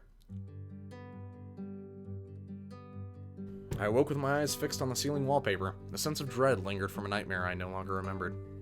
How many more times would I see this apartment before I return to my own world? Or before something happened to me? Oh, that was weird. Oh, I inhaled weird.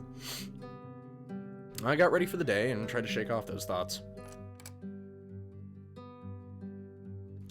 Hey, Jimmy John! And right on the minute. You show up at this time every day like clockwork. Clocks are reliable, and reliable is good in this line of work. I've got something for you. An envelope from the facility? Oh, these are results from the test Santa ran on my blood. She must have sent this before she was... No, it's no use thinking about that now. Maybe the test results will be able to help us. Let's see. Remarkable similarities in genetic makeup, particularly the brain structure. Oh, I suppose this isn't the only reason you're here. The chief will explain everything once we get there. Let's not keep him waiting, shall we? Chief? Why is Bryce being involved again? Oh, what's this? This is new. Is this his house? We arrived at a place that would look like an ordinary house had it not been for its extraordinary size. It reminded me more of a hostel than a family home. Chief! There you are. Wait, weren't you supposed to be with Emra? Luckily, she doesn't work every day of the week. I see. Anyway, we're nearly done here, so I'll keep it short. Reza broke into the hatchery. There's another murder victim, an employee of the hatchery who was on night duty. Her body was found quite away from here. There's evidence of a struggle, but she covered a lot of distance before it was ultimately over. Loud bangs were heard from the area her body was found, and she has numerous wounds consistent with both the wounds of the previous victims and that other weapon he has. By this point, news of another corpse didn't have the same impact anymore. She was just another one of Reza's faceless victims. The hatchery? Is that what this building is? Well, not only, it's a council-owned building, and they like keeping everything related to their sector under the same roof. So besides the hatchery, there's also an orphanage and a family clinic inside. There are also offices related to the administration of those services. Sorry, got a message. That reminds me of the production facility. It should. They have a similar management structure. Can we get back to the case? Sorry for the interruption, Chief. Oh, is that Sebastian's blush face? That was cute. Wait a minute. If an orphanage is in there too... Wait. Does that mean... I swear to God, if they kill Adine, I'm fucking done. I'm fucking done if Adine is dead. There are no other casualties, but Reza got something else when he broke in. A generator, as well as a few eggs. Luckily, the power was restored before anything happened to all the other eggs left inside. But needless to say, the parents of the stolen eggs are not going to be happy. Why would he steal eggs in the first place? Maybe you can tell us. That's why you're here, after all. I don't know. I have no idea what he would do with them. Maybe he wants to use them as a bargaining chip. After all, he still has to make his escape, and the portal is still broken. You think he wants to exchange them for safe passage through the portal? Maybe. It's still broken, though, so I'm not sure if that would be much help. Maybe he has the part needed to repair it, and now has everything he needs to escape. He can trade the eggs for safe passage, fix the portal, and leave. It's not the only possibility. He may not be the one who broke the portal. Maybe he thinks you've intentionally sabotaged it so he can't leave, and he feels he needs the eggs as bargaining chips to get you to repair it. If he just wanted to leave, I feel he could have done that already. It doesn't even matter who sabotaged the portal. We only know that Reza's actions are becoming more and more desperate. He kidnapped defenseless eggs and even used the human weapon. Something's clearly going on with him. Maybe it means it'll slip up soon. Who knows, maybe he already has. In any case, we're done here. Let's head back to the department and decide what to do next. Hopefully some of the test results will tell us something. After a brief walk, we were in Bryce's office again. Initial test results had already come in, but didn't reveal any insightful or new information. So what do we do now? Go over the timeline again? Not yet. There are a few things I'd like to take care of first. What do you have in mind? Suddenly there was a knock at the door. Come in. Oh, Maverick. Maverick, what are you doing here? Chief, can I talk to you alone? We're quite busy here, Maverick. What's this about? Reza. Well, you're looking at the Reza task force, so if you have anything to say, you can say it in front of all of us. I see. I think I know where Reza is. You know where Reza is at this very moment? I have good reason to believe that I have located his hideout. He could still be there, or he might have already moved on. Damn, Maverick, tell me... Wow, that was not the fucking impression I wanted. Damn, Maverick, tell me everything. I've been tracking him for a while now. When he was at the portal a few days ago, I nearly got him and managed to follow him for a while before I lost him.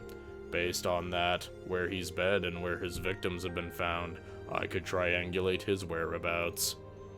He has to live somewhere, right? He needs a base to hide the generators and everything he has stolen. Bryce cleared the clutter on a table and smoothed out a map of the town on its surface. It already had a few locations related to the case marked on it. Show me.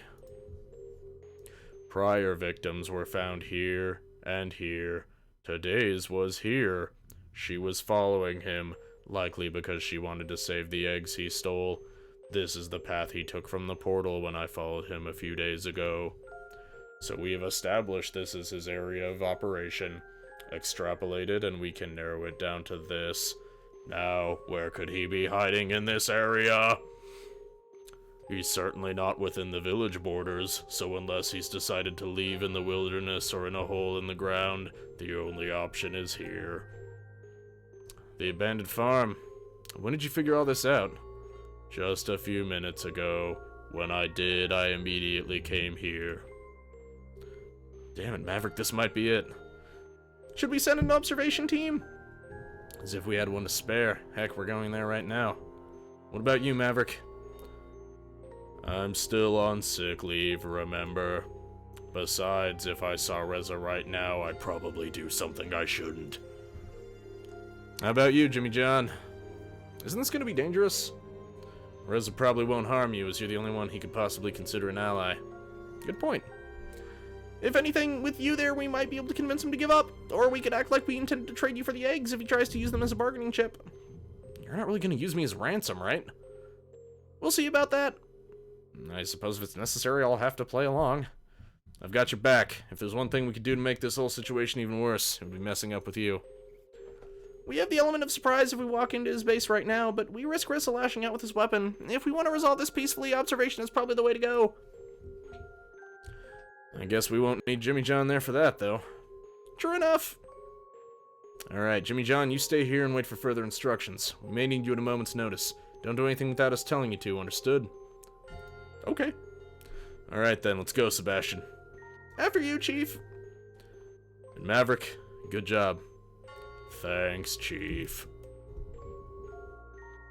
Shortly after they vanished, Maverick also turned to leave. Then I had to wait. Bryce and Sebastian were observing the farm now, and if anything new happened, I'd be the first to know. I spent some time looking around Bryce's office, studying all the material he had gathered about the case, though there wasn't any information that I didn't already know. After a few hours, the telephone in his office rang, and not sure whether the call was intended for me or Bryce, I picked up. Jimmy John? Yes? I think you need to come here. I'll give you the directions. No problem. There you are. So what happened? A whole lot of nothing. There was no movement to or from the building in the time we've been watching. He usually operates during the night, so maybe he's just asleep. In that case, it would be best for us to go in before he has a chance to make his escape. Or maybe he's not even in there anymore. He could have seen us and slipped away unnoticed, with plenty of time to destroy the evidence while we've been waiting here. You're right. Either he's still inside or he's already gone and not coming back. Let's go in. What should I do? You're coming with me. Sebastian, you walk around and watch the back of the building, just in case he tries to escape. I'm on it, Chief. I go in, and you stay here, alright? What am I even here for, then? You're our insurance. If Reza tries to flee and sees you, it might throw him off. You might be able to stop him. Or if we get into a standoff, I can tell him you're here as well. I just don't want you to come inside when it could become dangerous. No, let me go in first. I'll deal with the crazy human. I don't want you dead, Bryce. They've already killed the main character.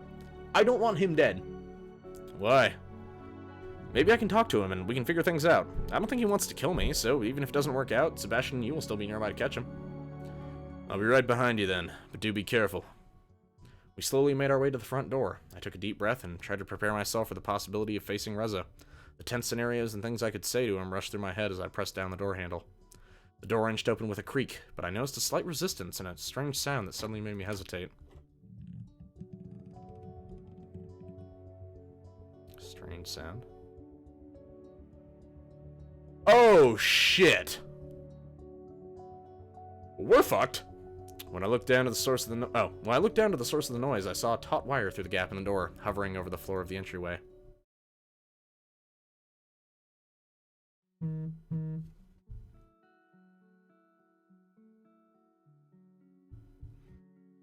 That was a pretty close call, you know. Too bad Reza wasn't here after all. Maybe he ran off when he saw us approach. Strange for him to leave everything behind, though. Everything he's stolen, all the generators are still here. I'm gonna turn up the voice volume a little bit, like my mic volume. There we go.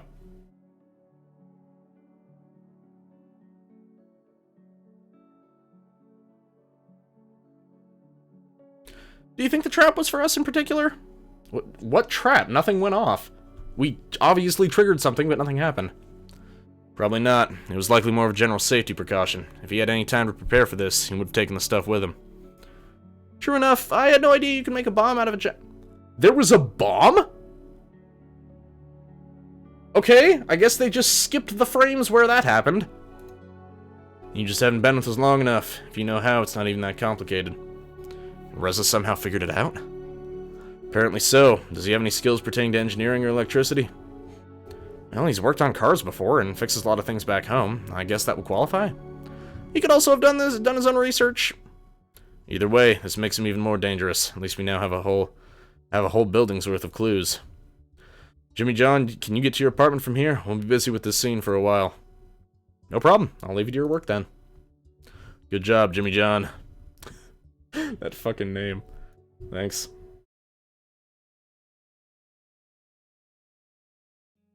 Yo, Grant from Welcome to the Stream. Wowzers, I appear. The bomb didn't go off because you didn't set it off. Oh, okay. I see. So we didn't, like, force our way in all fucking Die Hard style. We just... Okay. Surprised you called me back so quickly. How's the investigation going? Oh, the investigation is going swimmingly, but as you can expect, we need all the help we can get. As usual. With how this case has been going, we've realized we must employ external help. Oh? Yeah, we've requested assistance from one of the cities. We hope they'll send some good investigators our way soon. I see. We were so close today. He couldn't have been in there, you know. Maybe he just came by a few minutes too late. And if he knows how to make bombs from generators, who's to say he won't start using them elsewhere? At least he doesn't have any right now, does he? You said all the generators that were stolen are now accounted for. True. Still, this whole case is growing to be too much for a small-town police department. I hope you get all the help you'll need. Me too. But right now, you can help us again. Oh, what do you have for me? When we searched the building, we found more than the things Reza stole. We also found this bloody bandage. You think that's his? That's what we need to find out, but given all that we know, it probably is. So he's wounded. We know he was injured during the fight with his first victim, but whether this is from the same wound or something else, I'm not sure. In any case, you could bring it into the lab for us to find out more. Sure. Next, we have a witness who reported hearing loud bangs during the night. Some loud bangs? Oh my. We'd like to send someone to make a follow-up visit. You'll need to confirm the witness statement and then see if he has anything new to share. Also, now that we've reclaimed your PDAs, we're gonna send one to the archives for analysis. Since they have experience with human artifacts, they're better suited to do it than any of our departments. No problem. This is a lot of, like, preamble. What's going on here? And lastly, we have the eggs. It's a relief that we found them unharmed in the building. They're safe and ready to be sent back to the hatchery. Shouldn't we take care of those first? It's not as urgent as you might think. Our eggs are pretty resilient. Being in the care of the hatchery is more an insurance than a requirement. Yo, is that a follow notification that's not playing on stream? What the hell? I know that sound. Why is this not... Well, thank you for the follow, whoever welcome to the stream. I don't know why it didn't go off. Because it clearly played. Was it window capture? No? Why did that not go off? I am so sorry. There should have been a follow notification for that. I need to figure out what the thing is here. Was it text? Was it? No. I don't know what's going on. I'm sorry. We should have had a notification for that. Well, thank you for the follow. Thank you for joining, and we're gonna keep playing this. Here's some more of this voice acting. We'll call it that. It's not as urgent as you might think. Okay, I've already read that. Some people choose to keep them in their own home until they hatch, rather than having the hatchery take care of it. The hatchery's been notified, but they won't be able to send someone for a few more hours. I've heard they're really understaffed. This world seems to have a real staffing problem, like consistently a staffing problem. If you bring the eggs and the paperwork to them, you'd speed up the process, but it's not an urgent matter. I see. In any case, I'll just leave everything here until I get to it, so feel free to do these tasks as you wish. I know it's laughable that we don't even have a free hand for simple errands. Don't worry about it. By the way, are you planning to attend the summer festival? Should I? I heard it's hard to think about something fun while I'm wrapped up in this investigation. For sure, it's important to take a short rest so you don't lose your head. There's so much to see at the festival, particularly the big fireworks. Am I gonna invite my dragon best girl to the fireworks? I hope that's what's gonna happen. I really hope that's what's gonna happen. Dragons enjoy fireworks too? I would think something like that would feel so commonplace since many of you breathe fire. It's not quite the same. We still appreciate the wonder of colorful bursts in the sky. On the last day, there's always a big fireworks show. Everyone usually attends it. Everyone? Yes, it's a great tradition behind it. What peeves me most is that I'll be on guard duty when it happens this year, so I probably won't see a thing. I'll be sure not to miss it then. Anyways, I should get back to the investigation now. I'll leave the stuff for you here, and I'll take care of the rest once I get back. Alright? Pardon me. Sure thing. Good luck, Jimmy John. You too. Okay, so we got some options. I want to figure out what was going on with the notification, because I feel bad. I have the follow notifications turned on so that they can be seen. So I don't know why that failed. Okay, it's not that. Just gonna check my different sources real quick. On display capture. So the sound effect went off, which is weird, but it didn't actually play the notification. So okay, it might not be set up this time. I'm sorry to whoever followed. I greatly appreciate that. Thank you for joining the stream, but I'll have to figure that out later. Okay, back to it. Okay, so let's take the eggs to the hatchery, because we might find Adine there. I was on my way to the hatchery when I heard a voice call out to me. Hello there. I turned around to see an unfamiliar face before me.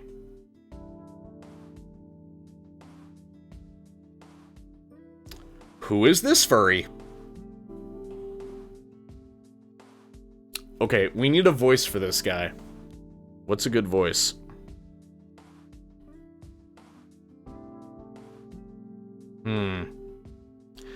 His horns look like drills.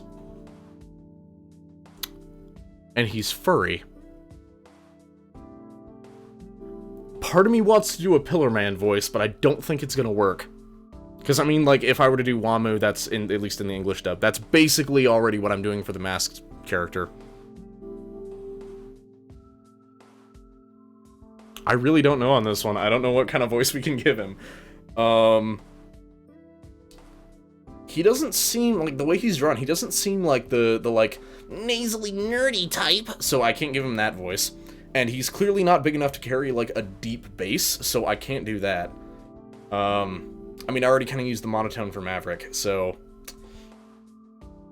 This is hard. No, I can't do that. If I try to do that voice, I'm gonna fucking kill myself. Wow, I do not know.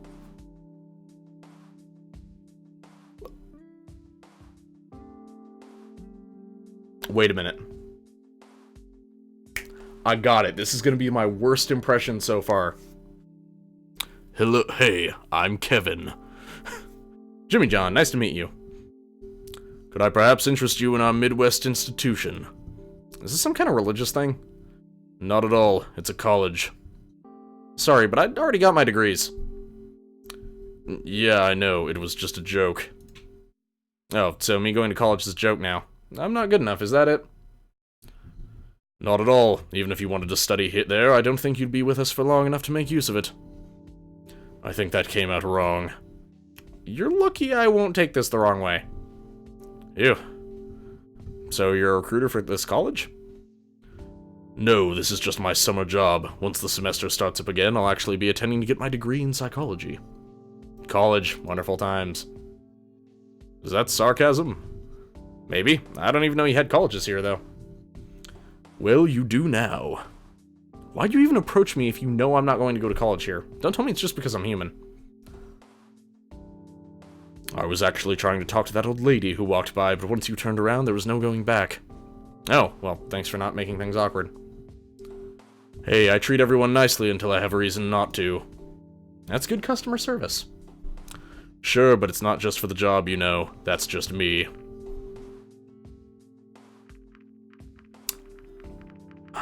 This character seems like a bit of an edgelord. I don't know if I want to be involved with this guy. I don't know.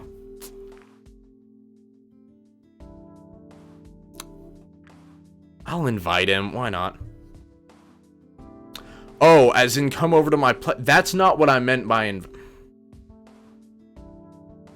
I need to find another voice for him. It's gonna fucking kill me trying to do that. Why don't you come over to my place later? I'd love to hear more about what college is all about in this world. Then you found the right person for the job. I can't promise anything right now, but maybe we'll see you another time. For sure. I also have to finish this up here, but after that I'm free. Alright, I'll let you know. I'm here all day today and tomorrow, so it shouldn't be hard to find me. Great, I have to get going now, but I'll be sure to let you know if anything comes up. Sure. See ya. That's awkward. I don't like that voice for him. I'll find another one. Shit, here we go again. Adine! The best girl is here. I was right. She's here. This was the right option. This is the right path. Hey, Jimmy John, what are you doing here? Oh, I just came by to drop these off. Drop what off? The stolen eggs. I figured the hatchery would want them back. Oh, I was actually going to get those from the police. I can't speak. Actually, I was going to get those from the police department later. I'm so glad that they got back safely. Emily, stop chewing my leg. What voice do I give to this small child? I have an idea. I hope I don't, like, screw up the mic with this, but I have an idea. It's tasty. Oh well. Anyway, I was about to go inside, so I'll take those off your hands. Thanks for bringing them here. No problem. You return the eggs to the hatchery. The achievement is called In Loco Parentis. What the hell am I playing? Fuck it, right? Okay, well that was cute. Take the, let's see. I want to visit the witness next. I think that's the shopkeeper. Ooh. What's this apartment? Who is this? Who is this? Can I help you? You must be Ipsum, is that right? Yes. I'm working with the police and hoped you could answer a few questions. Oh, do you have any news about my roommate? This is about the noises you heard last night. What's going on with your roommate? He went missing a few days ago. I already talked to someone from the police about this, but I haven't heard back from them since. I'm sorry, this is the first I've heard about this. I don't know what happened to him. He didn't go on vacation, nor did he suddenly decide to visit the next town. I'd know if he did. He would have told me. Honestly, I find it odd that when someone goes missing, I don't hear back for several days. But when I've heard loud banging noises during the night, the police send someone over immediately. I'm sorry, but I don't think I want to talk about this right now. Poor guy. I don't know what the hell that voice was. Oh! I could only do a couple of those? Well, I'm glad I met Adine then, but I kind of wish I would have done one of the other ones and hopefully seen Remy, but whatever. Thanks for all your help. I'll take care of the remaining tasks, so you can take the rest of the day off. I'm sure you have things to do other than helping the police department. It's no problem, really. My trip to your world wasn't supposed to be a vacation. Alright then, I'll see you next time. See you. So I guess it's another day done. After this fateful day, I was glad to finally have some sort of respite. I wandered into the kitchen as I considered tonight's dinner. Should I cook something or order out? When I returned to the living room, I suddenly found my strength leaving me and collapsed to the floor. That was a loud smack.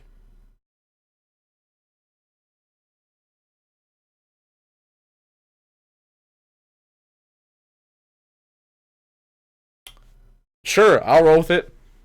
Next thing I saw was a blurry stone ceiling. As my eyesight slowly returned, I managed to sit up. I was in a cave, and before me stood a familiar, mysterious face.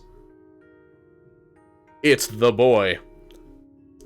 I apologize for the violence, but I can assure you it was the easiest way. Where am I? Is this your hideout? Just a temporary accommodation, so we can be undisturbed for this meeting. Someone else used to live here until recently. Have you checked the wonders of the status menu yet? I have not. What is this? Oh! This actually shows my, like, stats for... Oh. Anna's portrait is not here. Wait. Where's Lorenz? Isn't he the blue one? Lost passion, intuition. So these are like the fortune cards. I guess these are the fortune cards that that Adine mentioned, and that I've done some stuff with. What is stuff over here? Paper, exclamation point, and blood, I'm assuming? Okay, so these are probably related. What the fuck is the passion image? It's Anne in what I'm guessing is like a hospital bed? It's got like, there's like one of the IV drip like holder things, and what I'm assuming is a heart rate monitor in the back? I know those have a name, I just can't remember what it is. A cartogram? Whatever. Passion is Lorenz, I think was his name. Or intuition is Lorenz. And loss is why is Maverick loss? Okay, so I need to get Adine's status, I guess, as high as I can, because she's the one that I want to, I guess, date, if that's even part of this game. I'm not even sure that's the case anymore. Just a temporary accommodation so we can be undisturbed for this meeting. Someone else used to live here until recently. Do you know who I am? Well, you're not Reza. Good. What did it take for you to figure that out? Since you're not whispering anymore, I can hear it clearly in your voice. I had a feeling you couldn't be him since the first time we met, though. Which first time are you talking about? The generator in the cellar, when you pushed me. I see. You can call me the administrator. No other humans are supposed to be here, though. I assume that's why you're wearing the mask. You don't want to be recognized. That is correct. Whoever you are, you also saved my life. Hope you're ready for a lot of exposition that you may or may not find it. Honestly, the exposition has been great so far. I don't mind it in the slightest. I'm more concerned with it being boring to an audience. I love reading, and honestly, despite a few kind of like weird word choices and other like sentence structure quirks, this is honestly pretty well written. So, like, I don't mind. I think it'll be good. I'm curious to see if there's like lore and stuff behind it. On more than one occasion. Your presence here doesn't make any sense. You couldn't have come through the portal. The dragons would have noticed. This is where you are wrong. My arrival through the portal is what led the dragons to discover it in the first place. Is that so? When I crawled out from the hole in the earth that hid the portal, there were no guards to discover me. My appearance exposed the portal, but the dragons didn't know it was there yet.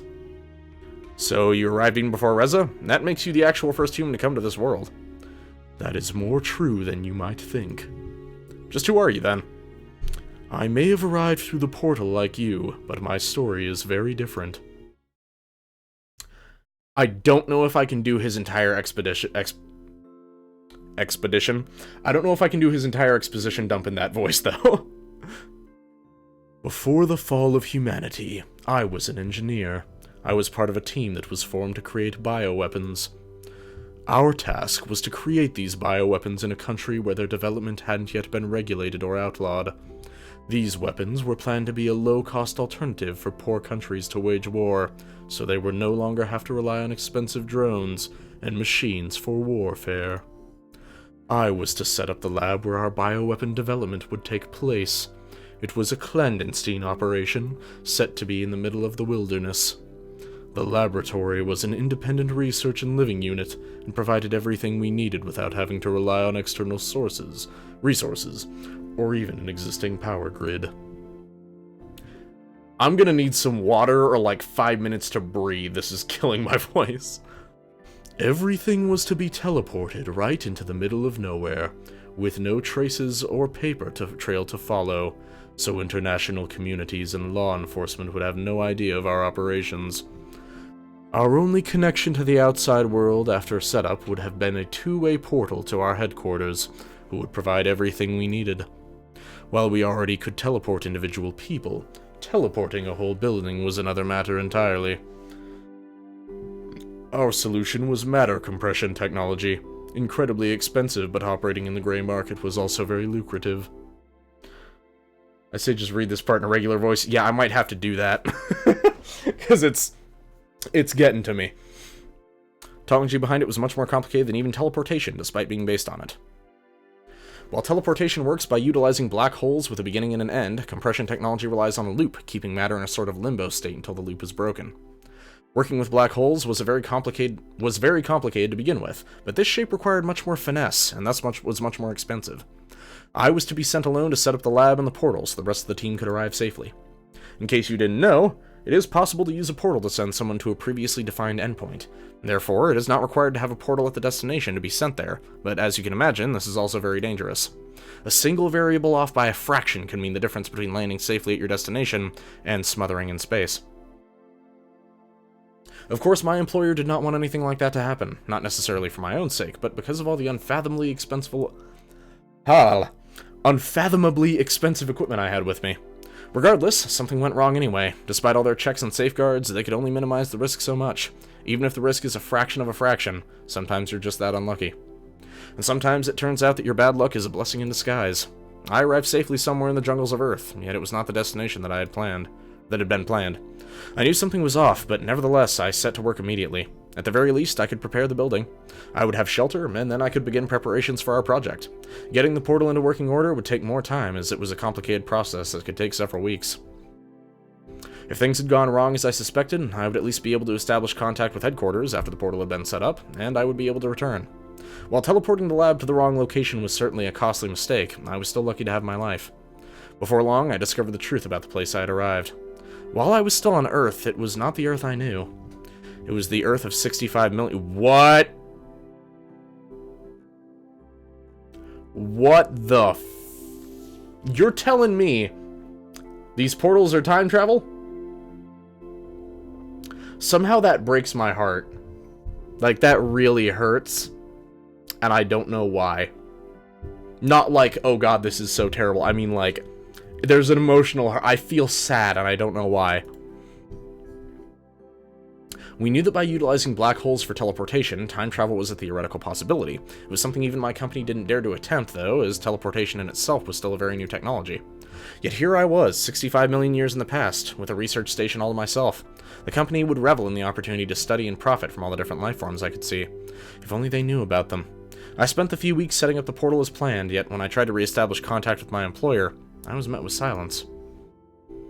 Despite the time discrepancy, the portal should have been able to find my companies in the present. For a black hole, sending something through time is no different than sending something through space. However, when we built the portals, we gave them a specialized configuration. It was only possible to travel through space by aligning them across the time axis. That meant that I, in the past, would still be able to search for portals in the present to connect with. My counterparts in the present, though, would not be able to find me in the past, even if they tried. But I couldn't find them, not a single one. Even after checking the portal for its function, I determined that, for all intents and purposes, the portals from the company should have been there to connect with. It was then that I had a terrible realization. The portals in the present didn't exist anymore, or were no longer operational.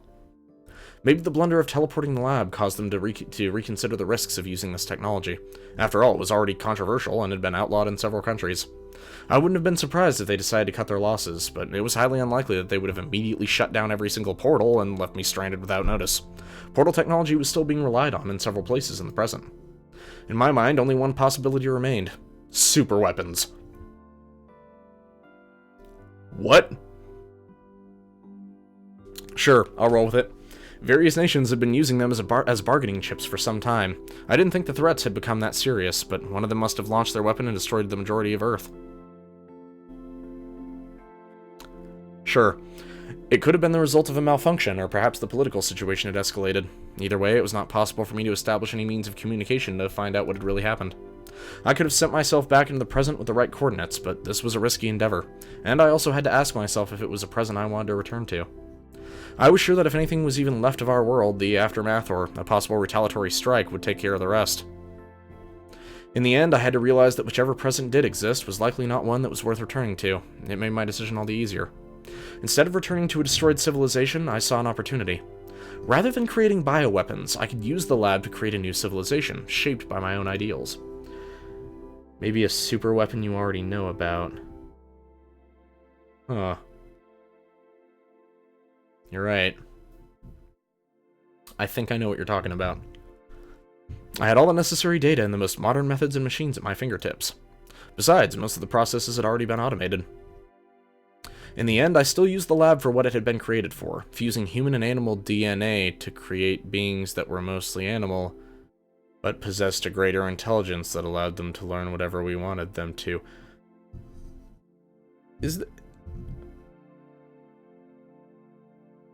A lot of things are making sense. I'm not sure I like it. As I didn't have any animal samples sent with me when I initially arrived, I collected them from the sources available to me. Automated processes mixed the DNA further across the samples. New abilities were added like enhanced armor, flight, and spit weapons to make the new creatures more effective in combat. The result was a number of different species, each tailored and optimized to fill a specific role in a war situation. Hormones allowed me to speed up their growth, and with the lab's learning program, they could be educated in whatever manner I saw fit. My first concern was self-sufficiency. They needed the kind of knowledge that would enable them to come together as their own independent society. Luckily, the AI that automated all the processes in the lab was more than helpful. I unleashed the first generation of my creation, and as their leader, founded our first village. I thought we could really pull it off, and once I saw that they could survive without my guidance, and also govern themselves, I knew my plan was a success. Son of a bitch. That's a real lore drop right there. Okay, back to the voice. I need some water. When I realized that this new society would eventually be destroyed, I told myself that I would do anything I could to save it. Destroyed? What are you talking about? Haven't you realized where we are? We're in the dinosaur times! The meteor is coming! This'll be fine. It'll be fine. The Chicxulub asteroid is headed for us. With a diameter of over 10 kilometers, its impact will create humongous clouds of dust, throwing Earth into a literal dark age. They will block out the sunlight for over a year, killing off many species of plants that rely on photosynthesis to survive. As a result, animals that eat those plants will also vanish, as will those who sought sustenance from these herbivores. All in all, 75% of all species will vanish, and in terrestrial ecosystems, all animals heavier than a single kilogram will die. That would be 2.2 pounds, in case you didn't know. It will be the end of everyone who lives here, every single dragon you have seen, unless we do something. We have to do something, because I don't want my best girl Adine to die. Or Remy, for that matter, he's cool too. We? What am I supposed to do? Do you not wish to save them? I came here to help humanity. Now you tell me that this society, this whole world, is also on the brink of extinction? That is the truth. What kind of difference could a single person like me even make to save it? Right now, it's also a single person that presents its greatest threat. Reza? How? In order to stop the comet, we will need as much power as possible. We reclaimed all the generators he stole. Besides, how could a few of them be enough to make a difference for something like this? Don't forget that Reza is still out there, looking for more. The truth is, I don't know if all the generators we could gather would ever be enough. We only require enough power to divert the comet's path during a crucial moment. But even if this plan is possible, we will need every single Hold on a sec. This is a time travel story now. Which interpretation of time travel are we going with? Multi-world or single world? If this game breaks my heart with time travel the same way that, like... It's a good example. Doctor Who or, like, Homestuck did, I might die. This is uncomfortable. I think I can see where this is going, and I'm gonna be crying by the end of it, I guarantee you. So my goal hasn't changed, I just need to find Reza. Yes, but you'll need my help, and maybe the help of others. Organization 13. You know that Reza is dangerous, and with his gun, he has a clear advantage. Don't think that he wouldn't hesitate to kill you if you were in his way. Then what should we do? Do you know where he is? No, but I think... Fuck, there goes my phone. No, but I think you'll find him soon, and you can count on my support when that happens. I see. There is one thing that still doesn't make sense to me, though. The dragons have myths about you, but they don't know or remember you. They haven't seen any humans for who knows how long. How much time could have passed since you created them, and now? How many generations could it take to forget? Why isn't there any proof of your existence? I don't know exactly how long it's been myself. When I realized what time period I was in, and that my creation was about to be wiped out in the future, I wanted to go to that future and see what they had become. I disabled the portal's time access safeguards, and thus enabled it to connect with others in different times. This also included that very same portal in the future. With the generator of our lab being able to supply the portal with power for an indefinite amount of time, I was able to travel to any point in the future I wanted to. The entry and endpoint of the black hole would be the same place in the same portal, with the way traveling being just along the time axis. Since I could now search for connection points in any time period, I could look for my own portal in the future and pinpoint the moment its signal stopped. The comet. Exactly. I found that specific point in time and traveled to a future that was as close to that event as I could safely manage. After I arrived here, my escape from the portal's hiding place led to its discovery by the dragons. It and the laboratory were unearthed. I still don't understand how our portal found yours, or why we ended up arriving at this particular time period. The portal you found was no doubt one of my company's. They must have been connected before, so the corresponding data for their connection already existed when you found it. I'm not sure if that could bypass the anti-time travel safeguards, though. Was it completely operational when you found it? No, it took a little bit of tinkering. Probably jumping the hardware safeguard in the process. Now, consider that connected portals travel along the time axis together. The data for their beginning and end points are adjusted automatically. Otherwise, we wouldn't be able to transport anything from one place in the world to another without also sending it through time. Since these two portals must have been connected at some point, the corresponding data for the connection between these two portals already existed. When using the same connection without changing any of the data, this would mean that despite the time discrepancy between those two portals, time still progressed linearly for them. Yeah, I'm not sure I understand. Let me try to rephrase that. The portal you found and my own share a connection. However, while the connection is locked to a certain place, which is wherever the portal is at that very moment, it is not connected to a specific point in time. For us and the physical machines that are the portals, time passes linearly, and we can't do anything about that. However, for the black holes, this isn't the case. Just as their entry and end points can be in different places, they can also be in different times. In order to not send something through time, when we just want to transport something from one portal to another, the portals are anchored together in such a way that the time data is automatically synchronized. Essentially, this means that ever since you arrived in this world, the same amount of time that has passed for you has also passed in the place where you came from. I see, so despite being in different time periods, time still passes linearly on both sides of the portals? Otherwise, it would not have been possible for you to send messages back and forth to each other. If they were not synchronized, the portals on both sides would stay connected, not only to a single point in space, but also to a single point in time, thus making proper two-way communication impossible. However, this is only possible through the connection that has already been forged. If we wanted to, we could also use our portal to send you back to your own time period, but to a moment before Reza even arrived here.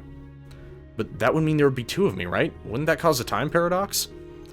I can only tell you that it would work. No one has studied time travel before, though, so if there are any consequences, then I am not sure of them. Most likely, an entirely new timeline would be created. Okay, so they're leaving it vague which interpretation of time travel they're going with. I don't know how to feel about that. There would be a timeline without a Jimmy John altogether, and in the new one, there would be two of you. This is becoming way too complicated. I agree. I apologize. To come back to your original question, I am not sure how much time passed between the time I left my newborn society and now. Since the portal was not designed for time travel, I have no way of knowing how the variables translated to our perception of time. It could have been thousands or even millions of years. How could the portal or even its power source still be operational after all this time? The portal receives its power from the generator in the lab. These units were fitted with the absolute best technology we had to offer. It was designed to provide sustainable power completely independently from any already existing network or power lines. It gains energy from many sources: sun rays, Earth's heat and movement, just to name a few. Keep in mind, it had to power a whole laboratory and research station, while also providing the energy required for all of its inhabitants and the associated energy expenditures.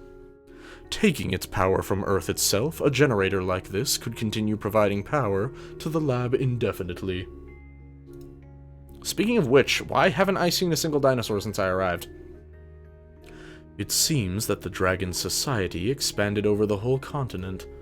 Many still hunt on their own for sustenance, and as such, the original species they were based on have mostly vanished, as in direct competition, ours proved to be far superior.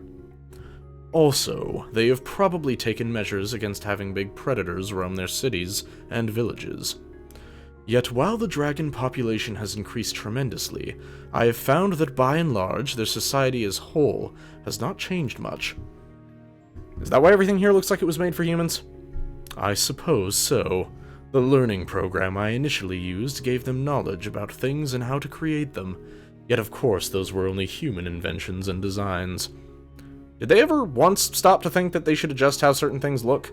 A lot of the furniture and objects I've seen look very impractical for a dragon. I was surprised at that too, but I have an explanation for this phenomenon. Don't forget that their genome was designed by an AI program to make them into effective bioweapons. The idea was to have them indoctrinated at a young age. After reaching adolescence, their learning capacity would be greatly diminished. This resulted in subjects that would stay loyal and be unlikely to change their desired behaviors. Instincts also play a role. I imagine they are very much at odds with their learned behavior. Instincts in animals never change, and instinctual behaviors will always be there. If a given trait has been programmed into their genome as an instinct, it is not very likely to change even through numerous generations. We can see the result of this here. While I initially made them learn a certain set of values and knowledge, I have found that the expression of those ideas has hardly changed. And after I was gone, each new generation learned from its elders, and much of the initial knowledge and information was retained through all this time. Their genome as a whole did change, however. which was unavoidable over time. If they had been used as bioweapons as intended, they would have been nothing more than an army of identical clones. While I can see subtle changes in behaviors as a result, some traits are still very much present in them. They are content with what they have and don't strive for more. They don't innovate or change, so technological breakthroughs or new inventions are a rarity. It's quite the opposite, really. They very much value tradition, and their ways which have not changed much in all these years. I see. How much time do we even have left to stop the comet? In a few weeks, the comet will pass the moon, and its gravity field will point the comet's trajectory toward Earth. This is when we will need to be ready. If we strike then, we need only to minimally affect its path in order for the comet to pass Earth safely. It won't be enough time for the inhabitants of this world to prepare if Reza steals our greatest assets.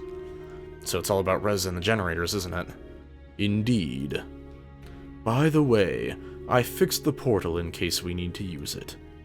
Did you break it to prevent me from being sent away? No, that wasn't me.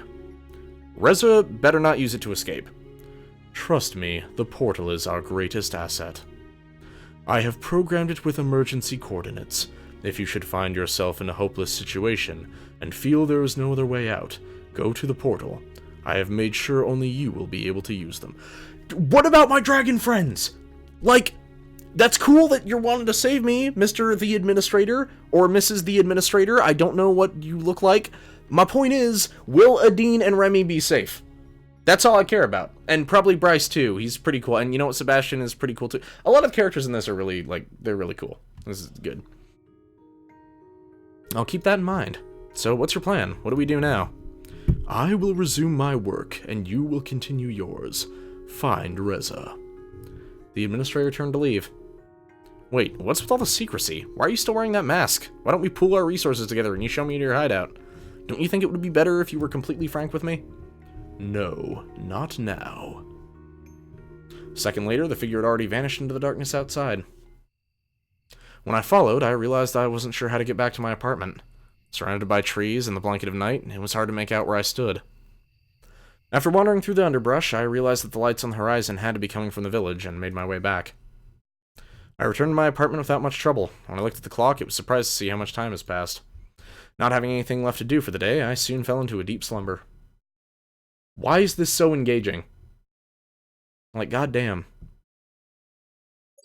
Here, let's save my game real quick. Seems there's nothing for me to do this morning. I guess they don't need me at the police department. Not that I mind. Oh, I have different... Wait.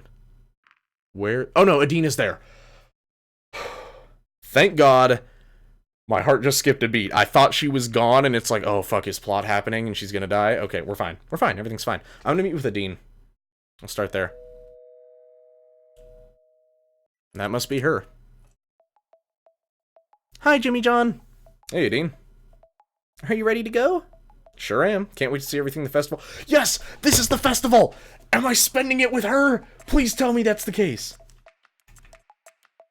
Oh, I'm sorry if it came across that way, but I don't think we'll actually have much time to take part in the festivities. No, really? Yeah, I'll have to spend most of my time at the competition grounds. We'll arrive there early so I can check in and do my warm-up, and I'll still have to stick around after my performance to wait for the award ceremony. So how much time is passing? I thought when I talked to her like 2 days ago, she's like, oh, my wing is hurt, but it'll be better in like a day. Well, I guess you don't have to wait with me. You could see the rest of the festival if you wanted to. That's out of the question. I'm here to spend time with you. Festival's not that important. Besides, we can always see everything in one of the other festival days. True. We could even watch the big fireworks show at the end. Yes, yes, yes. Sorry, I love this character. She's amazing. Yeah, I've heard about that. Everyone keeps telling me how important it is for me to see. It's not that important, but if you have the opportunity, you really should go.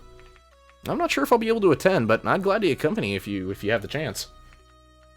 Sure, so today's agenda is emotional support, and next time, we can take in all aspects of the festival. Sound good?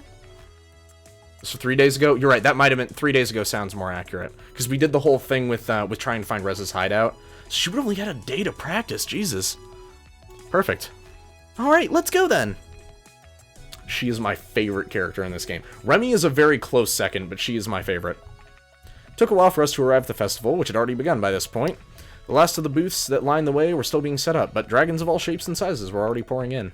Instead of walking directly through the festival, we stayed outside the established paths, headed towards the stage where the competition was going to be held. Heading toward the stage. Eventually, we arrived at a rather large open-air area near the facility that had been roped off. At one corner of the building, a few flyers had already gathered. Maybe you should wait here while I get my number. Why? People might get the wrong idea if you show up in the registration line. Besides, they'd certainly stare and start asking all kinds of questions. Alright, I'll just stay here then. I'll be right back. After Adine had waddled off to the other flyers, I surveyed my surroundings idly. Waddled off, that's an interesting descriptor. Beyond the big open-air area, seating had been provided, and I could already see a few people waiting for the competition to start. A few had even gathered on the roof of the building to watch from there. I'm back! Is that your number? She held up a piece of cloth with a large number printed on it. A few straps were hanging from it. What, this? No, of course not. This is Angel's number. Of course. Sorry for the mistake. I'm one of the last to start, actually. Are we late? No, I guess the others just arrived earlier to have more time to get ready. What do you think about the other competitors? I've seen most of them fly before. Some are really, really good. It doesn't seem like there are many newcomers here, so right now, I'm the odd one out. Maybe you could use that to your advantage. How so? Well, you know more about them than they do about you. Having a promising newcomer there might throw them off their game. I'm not so sure about that. After all, it's not as if any of our already choreographed performances would change based on what others do now. Each of us just tries to do their best. Most of them are seasoned flyers, so they already know how to deal with that kind of pressure. If anything, I'm the one who might get nervous and mess up. I do have one advantage, though. I'm still pretty young, and this is a sport with a great amount of wear and tear. And there comes a certain point in time when you just can't perform as well anymore as you used to. Many complicated maneuvers can only be performed by younger athletes. The older ones can make up for it using their experience and with better execution of easier moves. In the end, a daring newcomer like me could surprise the audience and the judges with something new and unexpected, which is exactly what I plan to do. How good do you think your chances are? With a bit of luck, I might even be able to win. This is just a local competition, after all. But you know what? Just being here right now and performing in front of so many people is a win for me. People will know me, and I'll probably get a mention somewhere in a local paper. I've trained for years, and my application to complete finally got accepted. To compete, not complete. That's a very different application, that thing that you're signing up for. In any case, now I just have to make the most of it, and I'll be happy. I can still hardly believe that I'm here. This is the moment I've worked so hard for. And I'll be watching you. Oh, stop it. You're making me nervous. Sorry. Can you help me with this? She spread out her wing, and only then did I notice that her shoulder joint was tightly bandaged. What's that for? It's just a training bandage to stabilize my shoulder after that little blunder you witnessed last time. We can't fly with these in the competition, though, so I'll have to take it off. Okay. I opened the bandage, carefully unwrapping her wing. There you go. Thanks. She spread both of her wings, beating them a few times. I couldn't help noticing that the previously bandaged wing was sagging noticeably compared to its counterpart, as if it were misaligned. She seemed to be examining her shoulder, somewhat lost in thought when I spoke up. Are you sure you want to do this? Yes, of course. Why wouldn't I? I can see you're straining without the bandage. I'm fine, really. Don't worry about it. If you're fine without the bandage, how come you're wearing it up to just now? Did you need it for practice too? If you couldn't practice without it, maybe you aren't ready to compete without it yet. Since when are you suddenly an expert on flying? I'm the one who's been doing this for years, not you. This is my dream we're talking about. Do you want them to see you in this condition and judge you based on that rather than when you're at your best? I just have to try, you know? What if something goes wrong, though? You don't want to be in that position. If I start making excuses now, maybe I'll never stop. I'll always be too nervous, or too injured, or didn't eat right the day before. I feel bad enough as it is. Right now, I have the chance to do this, and if I don't take it, maybe I never will. I'll always just be a server and delivery girl making minimum wage. Is this one chance really too much to ask for? No, but it doesn't have to be right now. There will always be another year. They've never seen you compete before. If you fly now, they'll judge you based on this performance. You only have one chance at making a first impression, and you know it won't be your best if you fly right now. If it's not good enough, maybe they won't invite you again next year. If you fly now, they won't accept any excuses. But if you tell them you're injured, they might let you fly another time. But I don't want to wait another year. I want to do it now. I trained so much, even with this injury, and you tell me I should just let it go? I just can't help thinking about last time. If you crash like that again, there's no sand here to cushion your fall. It would be much worse. You think I don't know that? I'm not already worrying about this anymore than I have, that I'm not already worrying about this any more than I ever have for anything else? I just don't want to make excuses anymore. I don't want to wonder if I'll ever amount to anything more than a waitress. I want to be able to follow my dream, and I don't want to have to wait another year to find out. What about Emily? Or Emily? If something happened to you, how do you think they would explain to her that you just suddenly stopped showing up, huh? Don't you dare bring her into this! She has nothing to do with it! Like it or not, what you're doing could have consequences, and there are others besides you who will be affected if something goes wrong. You know what? I'll fly and do the best damn job I've ever done, and there's nothing you can do to stop me. Before I could reply, she angrily stomped off towards the building, where by now a number of contestants had arrived. That feels wrong. Why did I have no input over how that conversation went? That's... feels bad. Well, I'd failed to convince her, at least I could say that I'd tried my hardest to stop her. I asked myself whether I even wanted to watch the competition at that point, and it was possible that she'd do even better than expected, but if my experience was any indication, her performance would not turn out well. In the end, I decided to stay and watch from the sidelines. I didn't want to join the rest of the audience, as I was sure it would get me unwanted attention. After the competition started, I lost myself in thought, thinking over the conversation I had with Adine while watching the other contestants half-heartedly. Adine had been right. Some of them really were very good, but based on what I had seen at her practice session, she did have a shot at winning if everything went well for her. Even though my rational mind doubted that would happen, for her own sake, I hoped it would. One by one, the contestants showed off their skills in a variety of moves, usually followed by the applause of the audience. Eventually, it was time for Adine's turn. Next on the stage is number 11, a promising newcomer who will show her skills to the public here for the very first time in her debut performance. Please welcome Angel! I wish I had a clap sound effect that I could put in. There was an excited bout of clapping. The audience was always curious to see a newcomer on the stage. However, after a few seconds passed, Adine still hadn't emerged. An awkward silence set in as the audience's applause stopped and everyone sat anxiously, waiting for her to show up. She never did. After half a minute or so had passed, the announcer's voice once more echoed across the arena. My apologies! It looks like number 11 will not be flying today. Next up is number 12, a certain veteran you may know for his somewhat unusual technique. Before I could even ask myself what had happened, I saw Adine walking out of the building and coming towards me. Adine, what did you do? Let's just go somewhere else. Okay. Poor thing. Oh, it's not... I feel fucking bad. That's my fault. There should have been some dialogue options there to, like, tell her... No, fucking hype her up. Do it. Go for it. We walked away from the festival and sat down under a tree in the outskirts of town. As the competition was already nearly over, the darkness had already set in. Here should be good. So what made you reconsider? You were right with everything you said. When I was inside and had a bit of time to cool off, I realized I didn't want to do it like this, even if I had to wait another year. How do you feel now? I know it was the right thing to do, but I can't help thinking I just came so close, that I could have done it if I hadn't been for that stupid accident. You'll have another chance, I promise. Don't make promises you can't keep. Hey, Jimmy John, look at the sky. Can you see that light? That one, the one that looks a bit brighter than all the others? I looked up and saw many celestial bodies lighting up the sky. One of them was noticeably brighter than the other stars. Yeah? I usually practice in the evening and stay until it's dark, so I see the stars pretty often. I noticed something about that one. It moves. How does it move? It looks pretty stationary to me.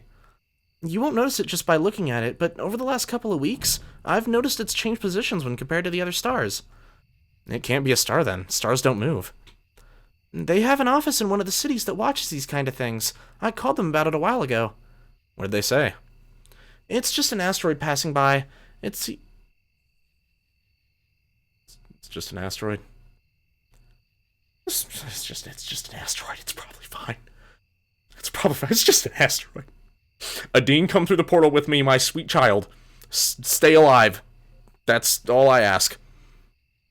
That makes it sound pretty important. Yeah, it's a big one, apparently. Otherwise, we wouldn't even be able to see it without a telescope. Do they think it's dangerous? Why would it be? I don't know. It could hit the moon or something like that. They assured me that's not going to happen. They say calculating the paths of celestial bodies is a very complicated science and not really an exact one. And they know it's not going to hit the moon, but they're watching it just to make sure it passes safely. Not that just watching it would make... Oh, this is me. Not that just watching it would make a difference. They don't really know anything more. Apparently they're also really underfunded. The council doesn't see the need to waste people's time and money to look into the sky all day. That's strange, don't you think? It used to be a pretty important job, but over time the funding got less and less until only this token office in our biggest city was left. I see.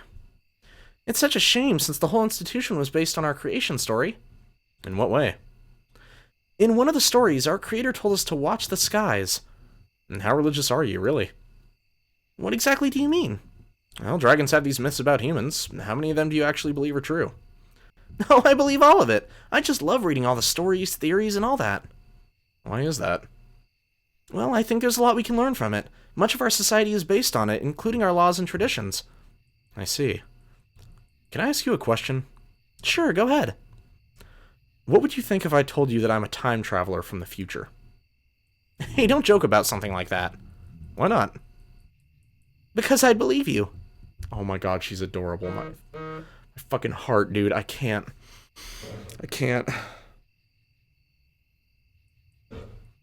Besides, if you were really a time traveler, I think you'd come from the past, like the time when we were created.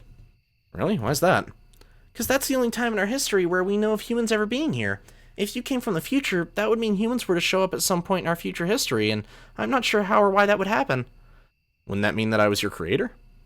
Well, not necessarily. There could have been other humans around, right? Your myths only mention one, though. Yeah, but people speculate, trying to find explanations for those old myths. Maybe there were more humans around and they just died. Or their creation rebelled and killed them. Others say they fled across the ocean. We just don't know. What do you think? I don't know. I like reading about all the theories and trying to piece the puzzle together myself. That's why I want to visit that underground building we found. Some of the theories are quite out there. Like what? For example, one says that humans are really aliens who came from a different planet. They created us for some reason and then just vanished again. What would they do that for? Maybe it's an experiment and they're testing us. Some say they're always watching us from up there somewhere with a giant mothership, and that maybe one day they'll return when we're ready to join them. It's pretty out there, I'll say. I told you so. What about the humanity you come from, though? Why don't you tell me more about your world? I don't like talking about that. It's much prettier here. I don't believe you. It's the truth. I'll believe it when I see it with my own eyes. I'd love to visit your world. No, I don't think it would be a good idea to visit us right now. Why not? Do you know what our world is like? Are there any rumors about it? Not really. There hasn't been much speculation about that yet. Of course we're curious, though. Next time, we want to send one of our ambassadors into your world to make it even and all that. I'm not sure that's a good idea. Don't be so negative. I'm sorry, it's not up to me to determine the best course of action. I'm just a lowly ambassador, after all.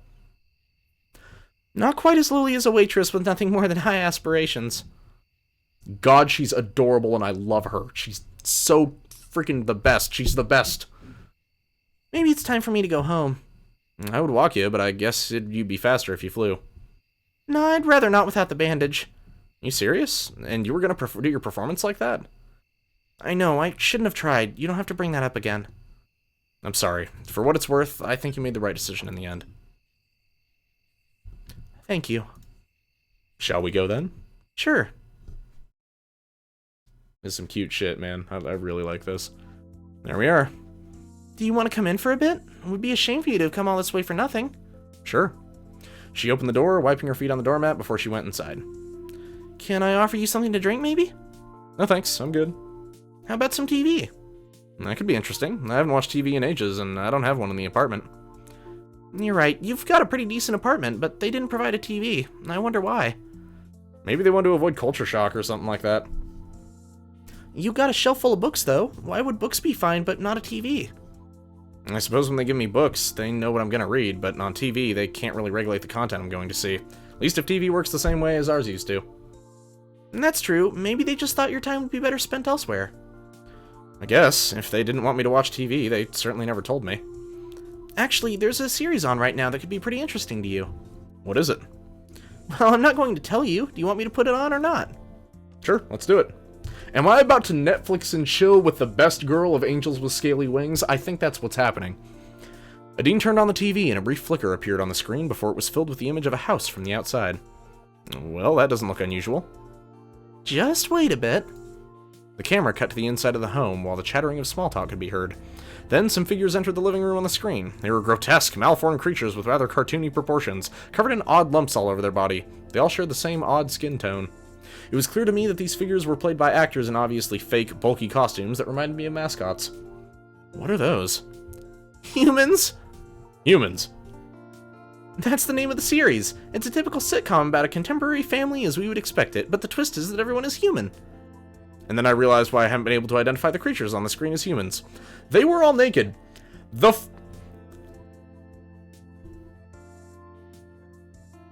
fuckery? What? What are you talking?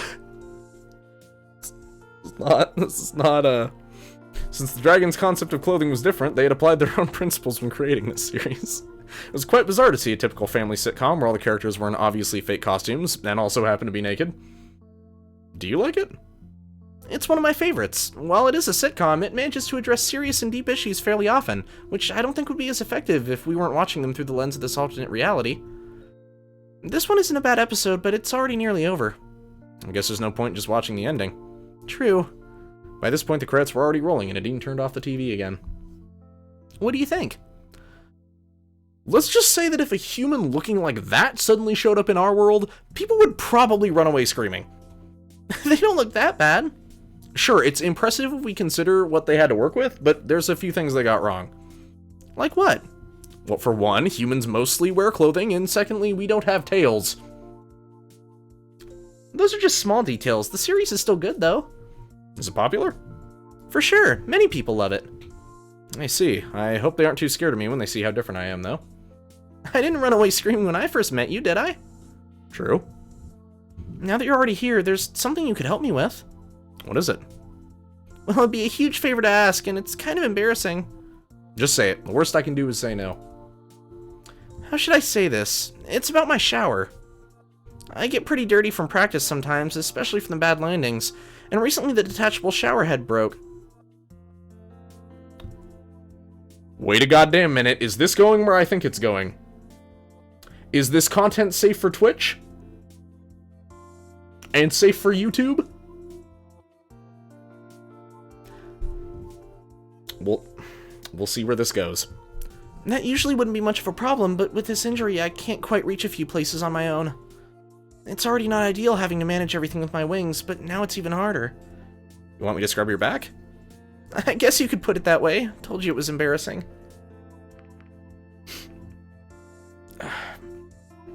Safe for Twitch and YouTube? Okay. Then I'll do it. I'm sure this builds, like, relationship points or whatever. Don't worry about it. I'm glad to help. Thanks. This way. Are we about to get a hot shower scene? Is that what's happening? I followed her, entering the rather large bathroom. The shower is huge. I wouldn't mind having one of these. This isn't just your regular dragon-sized shower. It's made specifically for a flyer like me. We need enough room to stretch our wings. Just think of the possibilities. She took off her goggles and stepped into the roomy walk-in shower. After pressing a button on the wall, water started flowing from the shower head mounted on the wall. Hold on.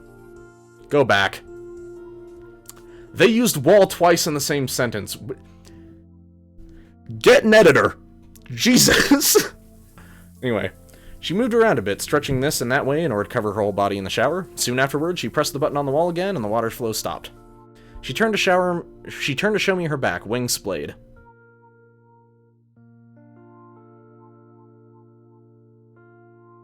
Oh, that face, that look on her face, that's adorable. Oh my god. My heart. It's too cute. I can't, man. Okay, let's continue. Oh, that's her tail. Okay, that's kind of funny. That looks cool. That kind of reminds me of the wyvern tails in Drakengard, or the dragon tails, I guess, because they call them dragons, but they're actually wyverns, and I don't know. Anyway, kind of reminds me of Drakengard, though. The soap and sponge should be right there. I took a sponge that wasn't unlike the ones I knew from back home and added some soap from a rather big bowl. It seemed to me that each species had their own challenges that needed to be overcome when it came to daily tasks like this one, emphasized by all the different design choices when it came to everyday items. You can start with the wings and work your way down from there. Sure thing. I couldn't help making a joke to ease the tension a bit when I put the sponge on her muzzle. Hey, it looks like you've got something there. Oh wait, that's just your stripes!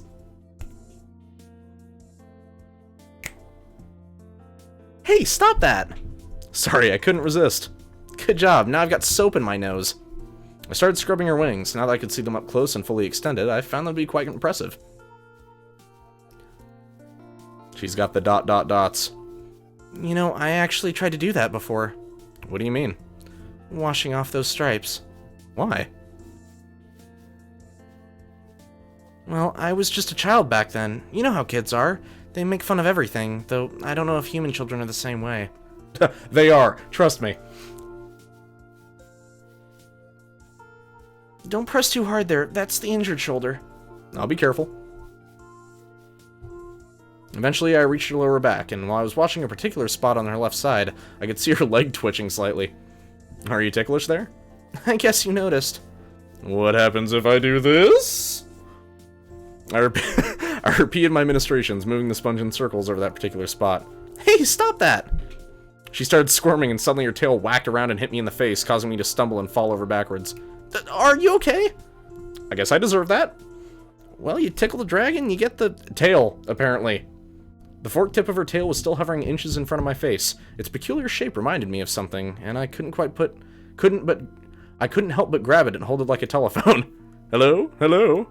What are you doing? I think your phone isn't working. Stop being silly. Alright, I'm nearly done anyway. I resumed my scrubbing. By now, only her tail was left. Not being entirely sure about my technique, I moved the sponge over the tail's whole length in small circles. When I was nearly done, I noticed a low rumble emanating from her, reminding me of what an oversized cat's purr might sound like.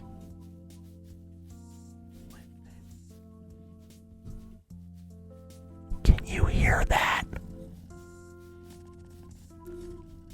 That is adorable. Oh my god, my... I'm going. Whew. Are you purring? Suddenly her expression changed as she looked over her shoulder. Oh, are you done? You should take a step back if you don't want to get hit by the water.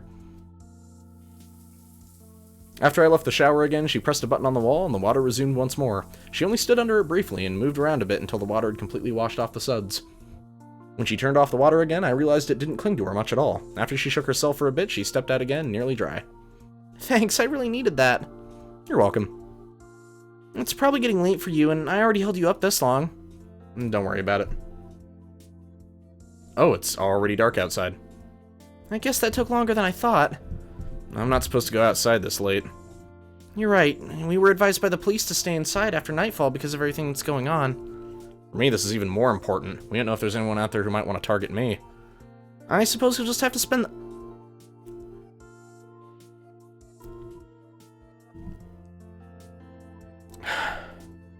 Suppose you'll just have to spend the night then. I guess so.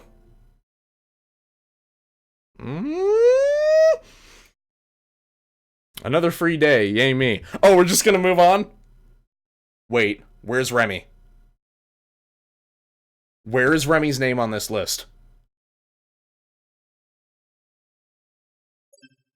I'm making an alternate save. I don't like this. I'm making an alternate. I do not like this. This has me seriously worried. Remy's one of my favorite characters. I guess. Hold on.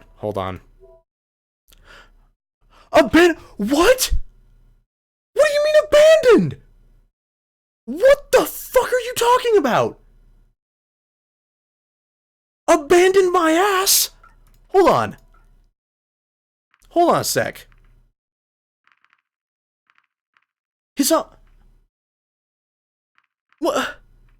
What the fuck?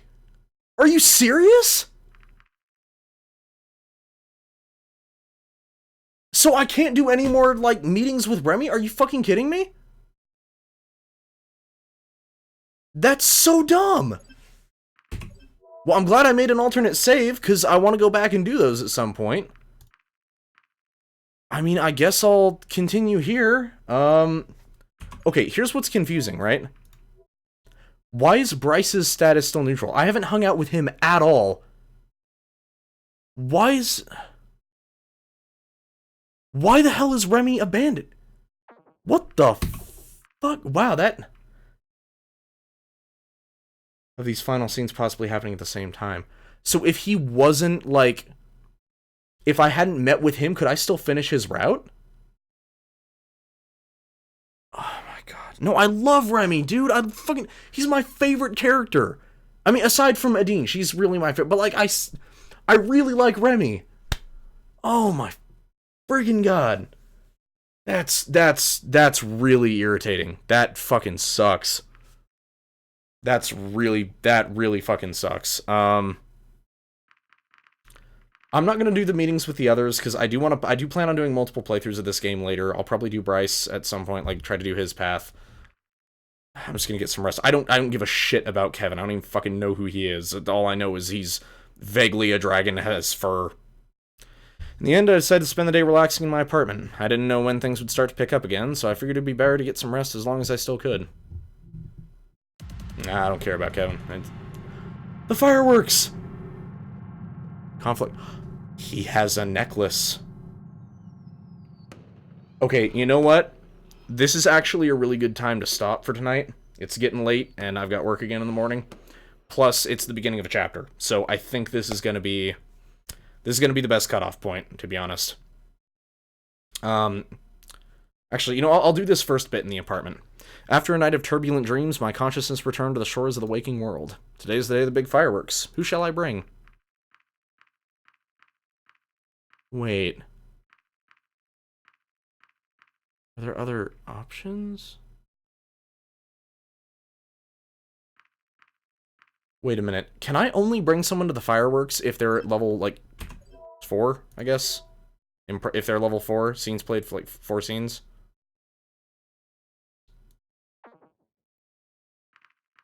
I don't know.